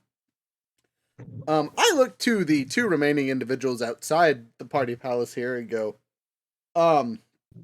there's something wrong with our friends. Yeah, I don't want to go in there. I'm gonna rest a hand on Val's shoulder and said, I suggest we find somewhere quieter to get a drink. Oh, but what if they get arrested? We still Somehow haven't that doesn't gotten our feel like name. my problem. I share your sentiment. Those three can go have their fun. I say they should have stayed out of the strip club. And we move on. So the three of us head to a much smaller bar that Profi suggests. It's not super far away, and it's definitely more of a more traditional bar. It's called the Six Helms. And above the bar are 6 historic helms. It's a normal drinking bit. You guys can all roll your Constitution saves to see how much you drink / how well you hold up. Helms? Historic, yes. How historic. They all belong to previous owners of the establishment, kind of thing. Okay. Basically, every couple hundred years, someone buys out this bar and adds their helm to the thing and changes the name. I got 15 on my con. All right, you're good. That's a D12. That's not gonna help me roll. We gotta roll a Constitution save coming into here? No. So this is like to roll for your night of drinking. Oh. I rolled a 17 plus buses. I'll be fine. You guys get so drunk you want to come down to the strip club and party with the cool kids. It's an option. Don't knock it till we try it. 16 plus pluses. You're good. Yep. So the three of us drink normally and have a relaxing night. You guys will not gain any inspiration points or anything like that, but nothing terrible happens to you either. Jumping to you three. I'm listening. I was gonna say, I just kind of want to like ask questions here or there about like what's the state of the world type shit. Sure. What have I missed? So people. I don't need like any actual RP or answers. Just in general, that's what I'm filling our time with. Okay. Yeah. With the people that are there, they're happy to fill you in on any questions that you have. To catch you up on lore bits that's happened the last 600 years. They can't tell you everything, and some of them are drunk actors and so on and so forth. More so wondering about the current world. Yeah, a lot of the conversation that you will hear is concerned that the empire is falling apart. You know, this whole no coinage group that they're dealing with. The fact that the imperial family is still fighting after several months of, whatever, and there's still a whole bunch of them alive. It wouldn't be such a big deal if one of them just came out on top. But they all scattered to the winds right before their father died for some reason, and are now having to find each other, and it is time consuming and so on and so forth. And the first two that get here immediately claimed all the others were dead. And they have hence been proven wrong, but they're still claiming that the throne is theirs for now. That kind of thing. Any other stuff that you feel would be important that you want to fill in? Plan on how to deal with these imbeciles. Yeah, the basic consensus is let them deal with themselves. You know what I mean? The Imperial curse will take care of them one way or the other. Jumping to the three of you in Party Palace. Rhett, roll your performance as you're up on the stage, just giving it your all. All right. He became the night's Can I entertainment. backup dancer on that? That's a crit plus 10. Okay, well, this is your home, these are your people, and you know exactly the songs to play, Piano Man. So, as you seduce the already intoxicated crowd, things are just getting lively, to say the least. As passions and alcohol fly, the night rages on in a positive manner. Jumping down to Fighter McGee, you asked to be backup dancer. Roll your performance. Oh, this is going to be terrible. Can I help? Can I help at the same time? You cannot. You are focused on your awesome performance in the show. 14 plus 0. Okay, so you're not the worst dancer, actually. You've heard Rhett's songs enough through our travel that you actually have an idea of what he's going to play next. Nice. So it's not so bad. Jumping over to the Mummy. Mummy, this is the best time you've ever had. At least that you can remember. Go ahead and roll me a 1d12 and a performance check, because you dancing too. Oof. Rolling dice. Because I would be dice rolling. dice roll good, please. I got an 11 on the d12. Yes. All right. Those of you watching the Mummy just stripped down to his true loinage, feel like you should be terrified of what you see, because he loses everything. Wraps, armor, any kind of items he had on top of him. It's just all over the club. But the people are so enamored and hammered, they don't seem to care. They're just like, go Boney Boy, go Boney Boy. And he's literally getting carried around because he's so light, like some kind of mascot. He's proud. I weigh a total of 70 pounds in armor. Yeah, so he weighs nothing. He's basically like a pool floaty that's just having a great time. Roll me that performance check. Oh, performance is not actually that bad. Just that, but it's not good. Oh, I got a total of 20. 16 plus 4. Nice. Okay. Yeah, so you play your part just perfect. So the three of you all gain an inspiration point to use in the future, as this is probably one of the greatest parties the three of you have been to ever. Rhett, with your critical plus 10, they actually pay you, which was not part of their plans, but because of all the people that were just yeah, exactly, you're going to have to pay taxes again. Go ahead and roll me a D100. Is that my 10? Yeah. 36. You make 3,600 gold. Wow. Nice. That's a lot. As a reminder, we're in the capital. Yeah. Where's my calculator? That's a lot of gold. It's a lot of gold. And it's not just gold, that's just like total amounts.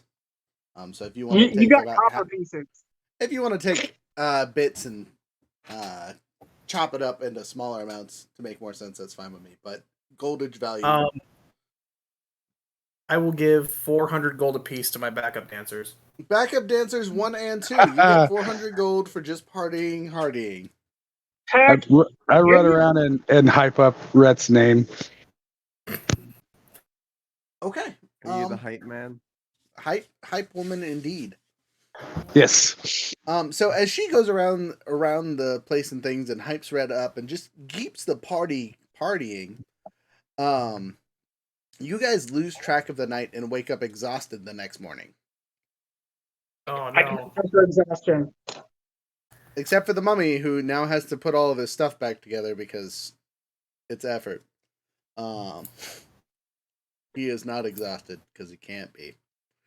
So the mummy is still partying. He seems to be trapped under this this club spells. People have all passed out around him. People are in piles. Money has been But it spilled never everywhere. stops. You're just over there. Oots, naked mummy. Roll me I forgot. Roll me another D12. Mummy's the one guy that wasn't drinking. He was on cocaine. I got a number 11. Dang. There you go. You have your size multiplier. Congratulations. Oh. Oh, yeah, that's right. This is the first time we've seen you naked on screen. Yeah, it is the Wait, best. what did he roll? An 11. Oh, wow. Nice. That's what Good everyone for else you, said. Oh, wow. It would be cool, except for there's like missing chunks.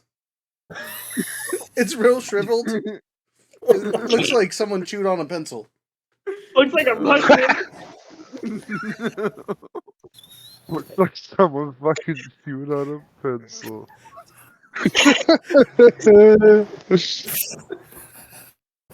Sorry, children.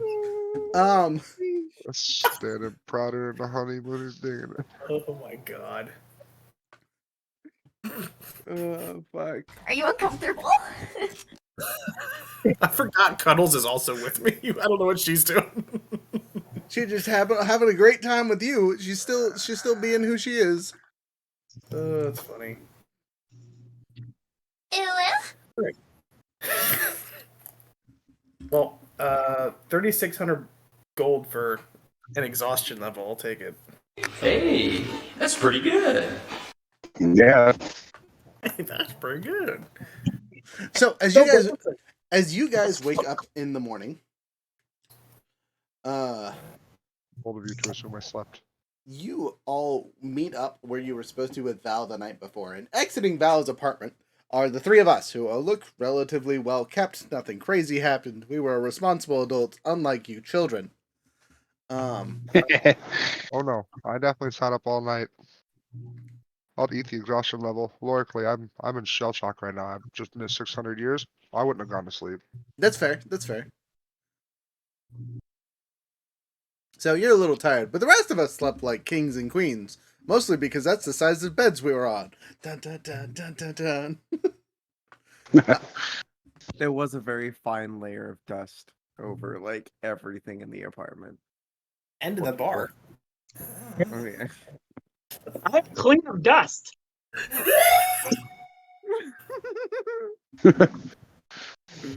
So, you guys re-meet up, and now you have to decide what you're trying to do moving forward. We're all together, I right? need Yes, you are all together, exhausted or not exhausted, happy or not happy. We should probably figure out what this quote unquote potential assignment is from these baboons. The favor? Oh, Yes. I know what it is, and I pull out a small note. They slipped this in my pocket yesterday when we left. Read it. I pull it up and snatch it open, and apparently, you know those mirrors I was talking about earlier? Yeah. Apparently, some of the no-coiners have stolen 3 of them, and they would like them back because they can be used to spy on internal spy politics. Ah, spy on the spies. That's so smart. Oh, I guess that's the plan then, eh? Sure, Sounds like let's go get these. one stone. Let's do it. Well, I guess we go talk to the no coiners then? I mean, there are groups all over the city. We'd have to find which group stole the things, or who has them. It might be multiple people, says Profi. This is just him talking. He's not really giving you good information. Are they identifiable? Yeah. They're all silver mirrors, and they have a rune on the back of them. No, I mean Okay, the no.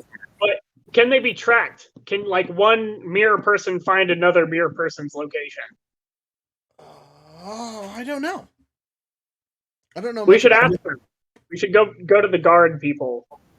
your So- friends. So as you guys are talking and discussing, you say we should go talk to one of the people. Yes. You see Profi turn and grab what looks to be a wall. You should probably tell them the truth. A man in the disguise, as it touches it, filters out, and you notice that the cloak he is wearing looks very familiar to a cloak someone had way back when. He looks A around bloody and goes, cloak? "It's not bloody, but the base form after getting touched definitely looks similar." Is it the same coat? He look well, probably not. He looks dead fish shocked. I mean, just wide eyes, like bug on the wall that got caught with chopsticks, kind of look. He looks to you and goes, "What do you want to know?" So this is an Imperial spy. This isn't a no-coiner, right? Correct. Where can we find some no-coiners? They are currently regimented in there's some of them in one of the fish markets. They have taken over the south wall, and there's a group that is around the Capitol building. They look like they're protesting, but I don't know what they're actually doing. So I say this to the group. My suggestion is we try to get one and torture him for information. You see the smile. You see the spy smile. My kind of man. I'm adding that to your crimes as you write something down on a piece of paper. I didn't do it yet. It was a suggestion. It was a threat. It's going on the paper. What a threat! I stab him. No. I guess it's conspiracy. Roll it. Rhett. What? I was kidding. That was out of character. Roll it. Odd even. Oh, come on. Intrusive thought. Who knew? Even. You can roll it. I'll let you roll. Okay. I'll roll a d4. Okay. It was a 2. Okay, you're good then. You called evens. Okay. But yeah, you do not stab him. I don't stab him. You think it really hard. And the visions of stabbing him occurs in your head, but then we cut to real life and you're just staring at the man. So how does everyone feel about that plan? Stabbing him? I don't think that's a good idea. No, torturing a no-coiner. If you're following us, you will have no problem continuing to following us, won't you? As I put my hand gently across his shoulder. Whose shoulder? The spies. And he goes, "Well, since you caught me, I'll probably be reassigned somewhere else, and someone else will take over watching duties." I'm sorry, but I really like you now. I think you should come with us. Without hiding, as I cast suggestion on him. I can do that.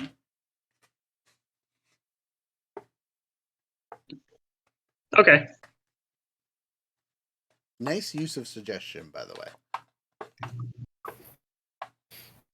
way. Anyway, so Rhett has asked the group how we feel about just capturing some of these no-coiners and torturing them until they give us the information they need. It sounded like our handy-dandy warden in the corner was very opposed to torture.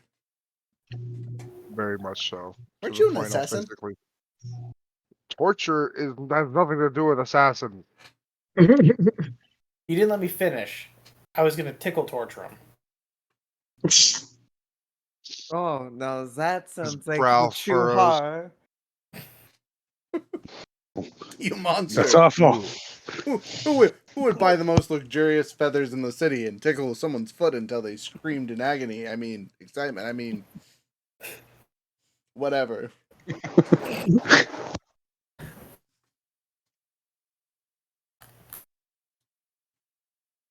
Okay, so that's one no.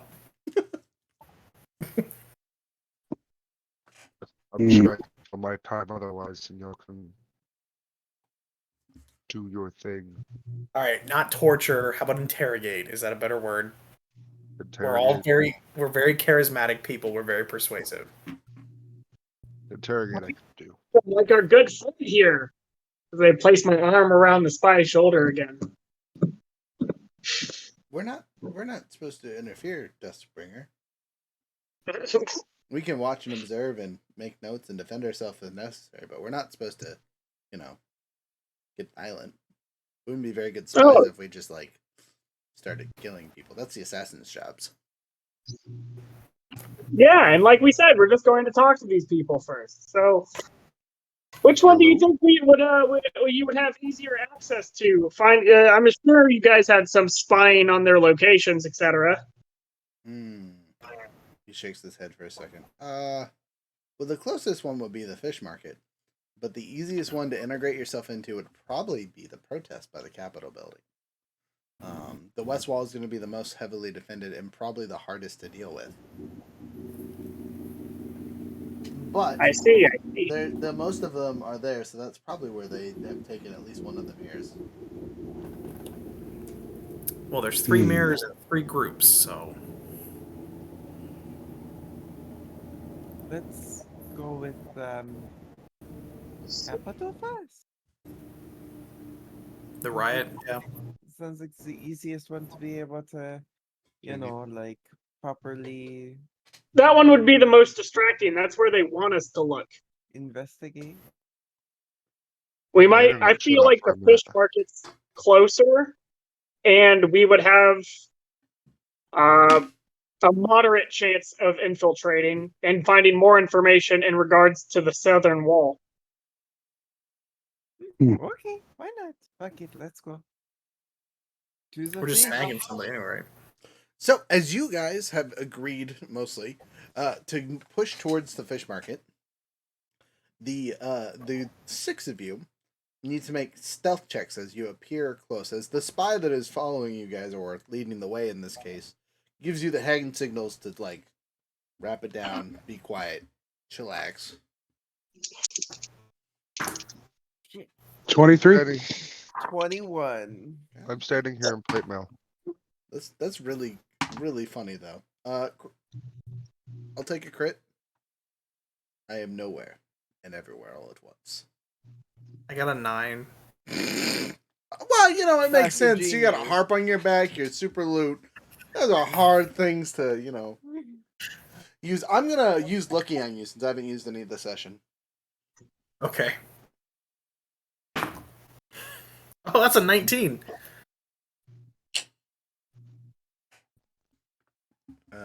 What's the Emperor protects?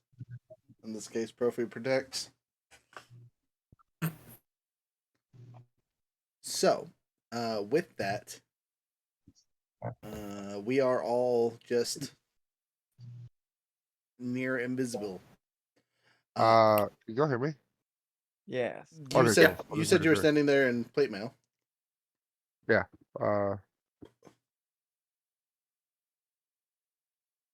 I don't see why my character would even participate in going to kidnap one of these people. I'm lawful good. Yeah, I see. Yeah, so with being a lawful good, you might be our lookout then, instead of necessarily doing the sneak and grab bits. Would that be something your character is okay with? We are also being told to do this by the law. I'm not trying to split the group or nothing like that, but I honestly don't believe my character would participate at all. He said, "Y'all do your thing, and I'll meet up with you." Okay, so we ask you to stick by in case things go south. But you don't necessarily have to do the infiltration bits. But if you hear screaming and yelling, that's probably a good sign to come help. You can just stop at the fish market. Yeah, he's just It is very new fish. It is very apparent that this area is full of these no coiners, as they have a silver or a gold coin pierced to their armor. They sure seem to have a coin that's kind of contradictory. But they say, that doesn't make any sense. They're also complaining about not being paid, so they just wasted a gold coin. This just makes no sense. Maybe it's like a paper badge kind of gold coin. It's just a little fake. It doesn't look like it. It looks like a gold It coin. definitely looks like these guys are dumb enough to just stab their own money into their chest. Okay, Well, then this should be easy. They- Is there one they are by making a themselves? statement. So as you can tell, the entire market is full of these guys. They seem to be the stall vendors. They seem to be the guards on the corner. They seem to be the people buying things, for the exception of women and children that are included in the groups and obvious everyday civilians. There's about 40 of them in this market. I'll stab a gold coin onto my chest. You are currently sneaking. Are you sure you want to do that? I mean, yes, I'll risk it. So you stop in the middle of the market, take a coin out of your purse, and stab it into your would-be armor. Several people look around at you like you're crazy, and how did you stab it into your chest? What did you stab it into your chest with? A dagger. Let's find out. I have a few items. Just takes like one of the climbing pitons and just Yeah.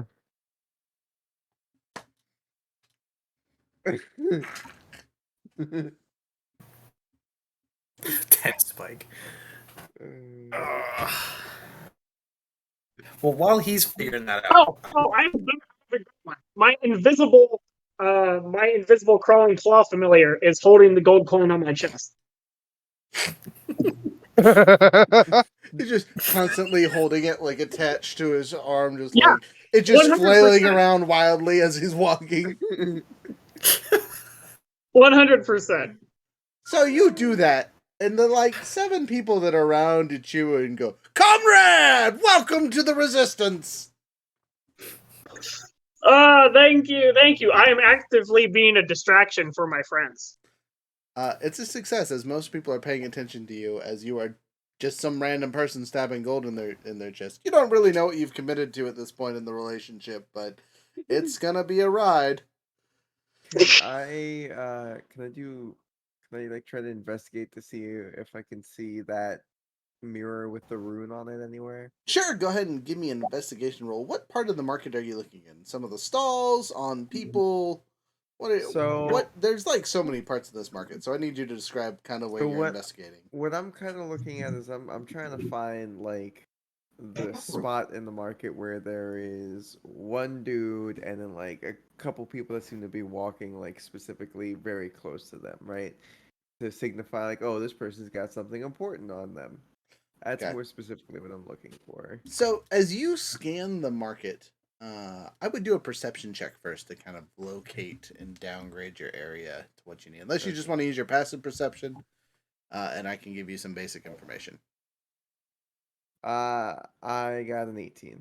Okay, so with an 18, you're able to distinguish 4 of the several stalls that probably have important things with them because they have about 6 to 10 people around said stalls. Again, they're kind of nonchalant, but it's definitely like they're in an area, they're in an area, they're in an area, and they're in an area. And the other parts of the market just kind of have people pacing about. Gotcha. They almost seem to be waiting for something, and you don't quite know what it is. Gotcha. I would like to approach one person. Okay, you lose your hidden status, but yes, you're able to approach. Do you approach a no-coiner or just a random civilian? A no-coiner, and I want to find what looks like the most, like, what's a polite way to say this? Frustrated no-coiner in the market. So go ahead and give me a perception check to see, or an insight check would probably be more appropriate to read the emotions of the people around you. 25. Easy peasy lemon squeezy. You pick out the only dwarf in the market. All right. You notice this dwarf has several weapons that are obviously attached to his back that are about as tall as he is. And he is just flustered standing there, tapping his hands, crossed arms, looking angry, cursing at people if they get too close to him, including you as you approach. All right, I'm going to approach him and, like, hey, so you like fish, huh? Do you come here often to the fish market?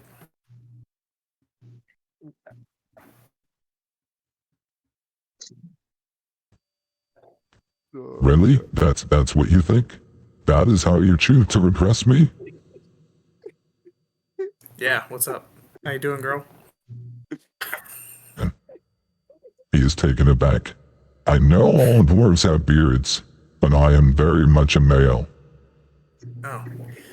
It doesn't make a difference to me, and I'm gonna try to seduce the dwarf. Roll it. What stat? Persuasion? Persuasion? You're hitting him with the Ritz.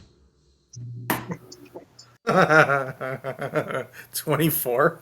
Gosh dang, yeah, alright, he's thrown off our initial flirting attempts. Rolled again. Roll it again. Yeah, you get to succeed 3 times. Alright. 19. Better than his roll. Last contested roll it. You guys are watching? Oh my god. You guys are just watching this tough dwarven barbarian looking mofo just melt at the bar, just like calling him handsome and telling him he's the prettiest man he's seen in quite some time. He shined his armors real well. And he kind of gives, maybe I need to melt a little bit of that stroke up and down on the handle to apply that oil appropriately. Just the best kind of comments. The voice is throwing me so hard. I'm sorry, but the voice is small. What does it sound like? Can I can't hear it?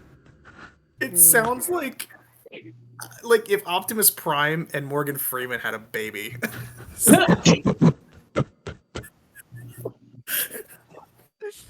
got me fucked up. Oh shit. Sorry, let me turn on my normal voice for the narration here. My bad. Can't wait to watch that later. He's stroking the handle really inappropriately.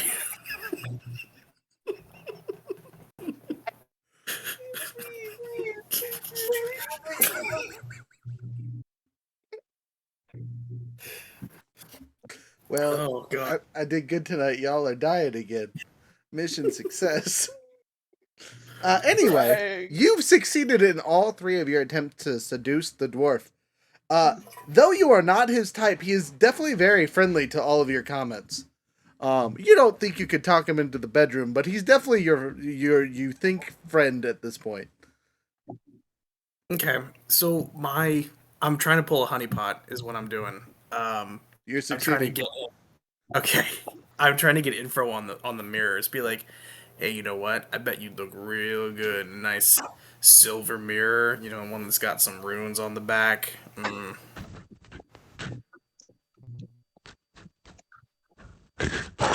Okay, those are in his words, and he pulls out. How did you know I had this? Someone that looks that good, you gotta have a mirror on hand. Trust me, I know from experience, it's a constant job. Well, friend, I don't really know how to handle the situation, as no one has ever talked to me like this. At least not since I was a bit younger. I'm a little flustered and I don't know how to handle it. So I'm gonna step away. And he his hand and kind of like rubs his face and he goes,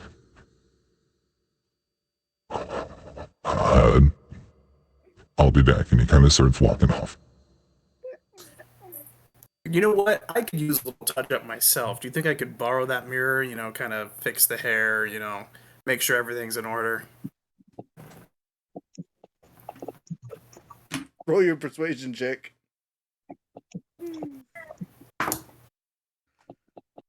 24. Oh man, you can just have it. I don't really know how.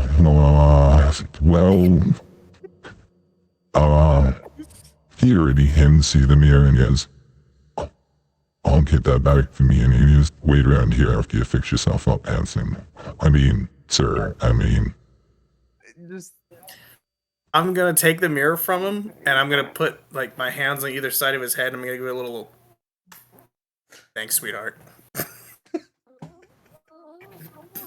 I need to roll a d12. Excuse me.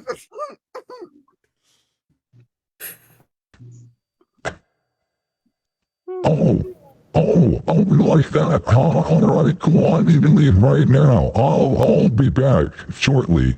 I have clothes to change, as you see, and just like you shivered when you touched it. I love being a bard. All right. So I'm gonna kind of like look at myself in the mirror and sort of like just move away, like admiring myself towards the party. I need to roll a d12 to see how I'm feeling after watching that, because that was Rhett's level of ungodliness. Just, I thought that was going to be a fist fight to start and to end. That kiss move at the end, I was not ready for, says Profi. Profi's just over there. Academy Award-winning performance. I just want you guys to know that you just avoided a 40-man combat by seducing a dwarf.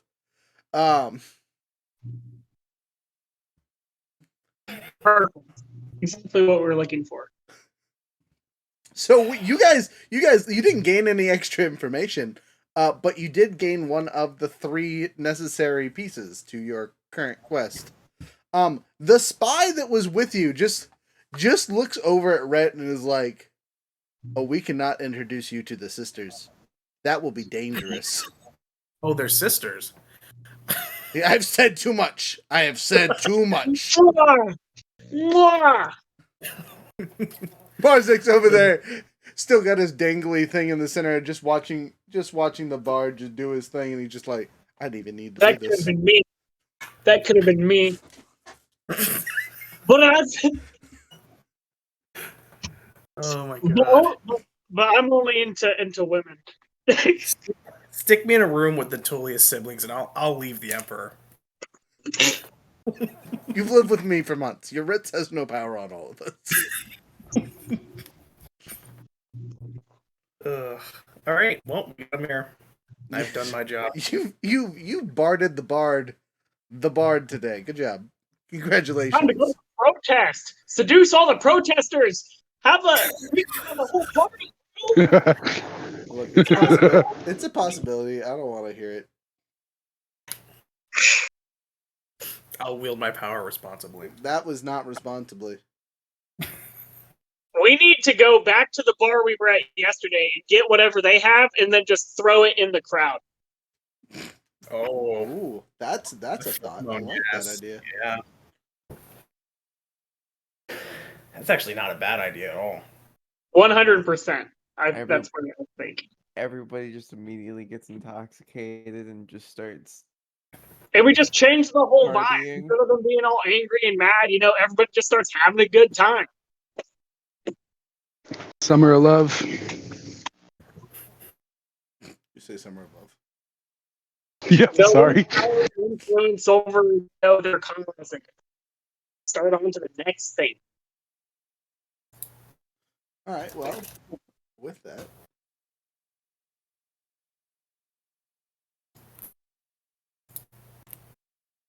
I'm trying to find the thing here to turn off the ads. I'm not really finding any luck here. Trying to show y'all's faces because a couple of you are behind stuff. I know we talked about this before, but aha, there it is. I can see your face. We missed half of your reactions, and I'm kind of sad now. But with that being said, you guys now have another mirror and 2 other locations to search. But we only have about 15 minutes, and I would say this might be a good time to cut it so we can do our after-action review, and so we can do our leveling up, because you guys definitely will have leveled after this. And we will hit 15. Oh no, we're going to kill all the protesters next session. Hey, whatever you guys need. All right, so quick outro. It's a new month. So our code for 10% off the website is Emerald907, capital E, lowercase everything else. 10% off the website. Let's see. Obviously, you guys have seen the codes that have been on the video the entire time. Go check those out. So I just turned a couple of them off and flashed the screen a few times, so you know what I'm talking about. Please go check out the one at the bottom, the Kickstarter for RP Craft's Book of Conflict, The Brutal Races. They got all kinds of cool stuff, so if you guys want to check them out, check them out. As per usual for the TikTok buddies in the corners here, go check them out and their content. They got good stuff they got going on. Younger's doing younger things. Iron's doing iron things. Hacker, I don't really know if you have any socials or medias or anything you want to expand on that isn't attached to Freya. Okay. If you want more of his content, though, he is on Freya's stuff, so please go check that out. The Yanger, Gilded think... Nut on YouTube. Yes. The Gilded Nut. Let's see. The next session I think will be after our event at the mall in North Pole, so we'll check us out there. You right over there? I'm thinking. I don't know what day it is. It's the 9th, 10th, 11th. So, anyway, with the adventure in mind, I'm going to do the outro and say goodbye. Maybe if I can find the outro. Dun, dun, dun, dun, dun, dun. Wait, I need to find the soundboard. Don't say nothing. They can't see your faces, guys. Goodbye, No! so long to you, Farewell. my dear.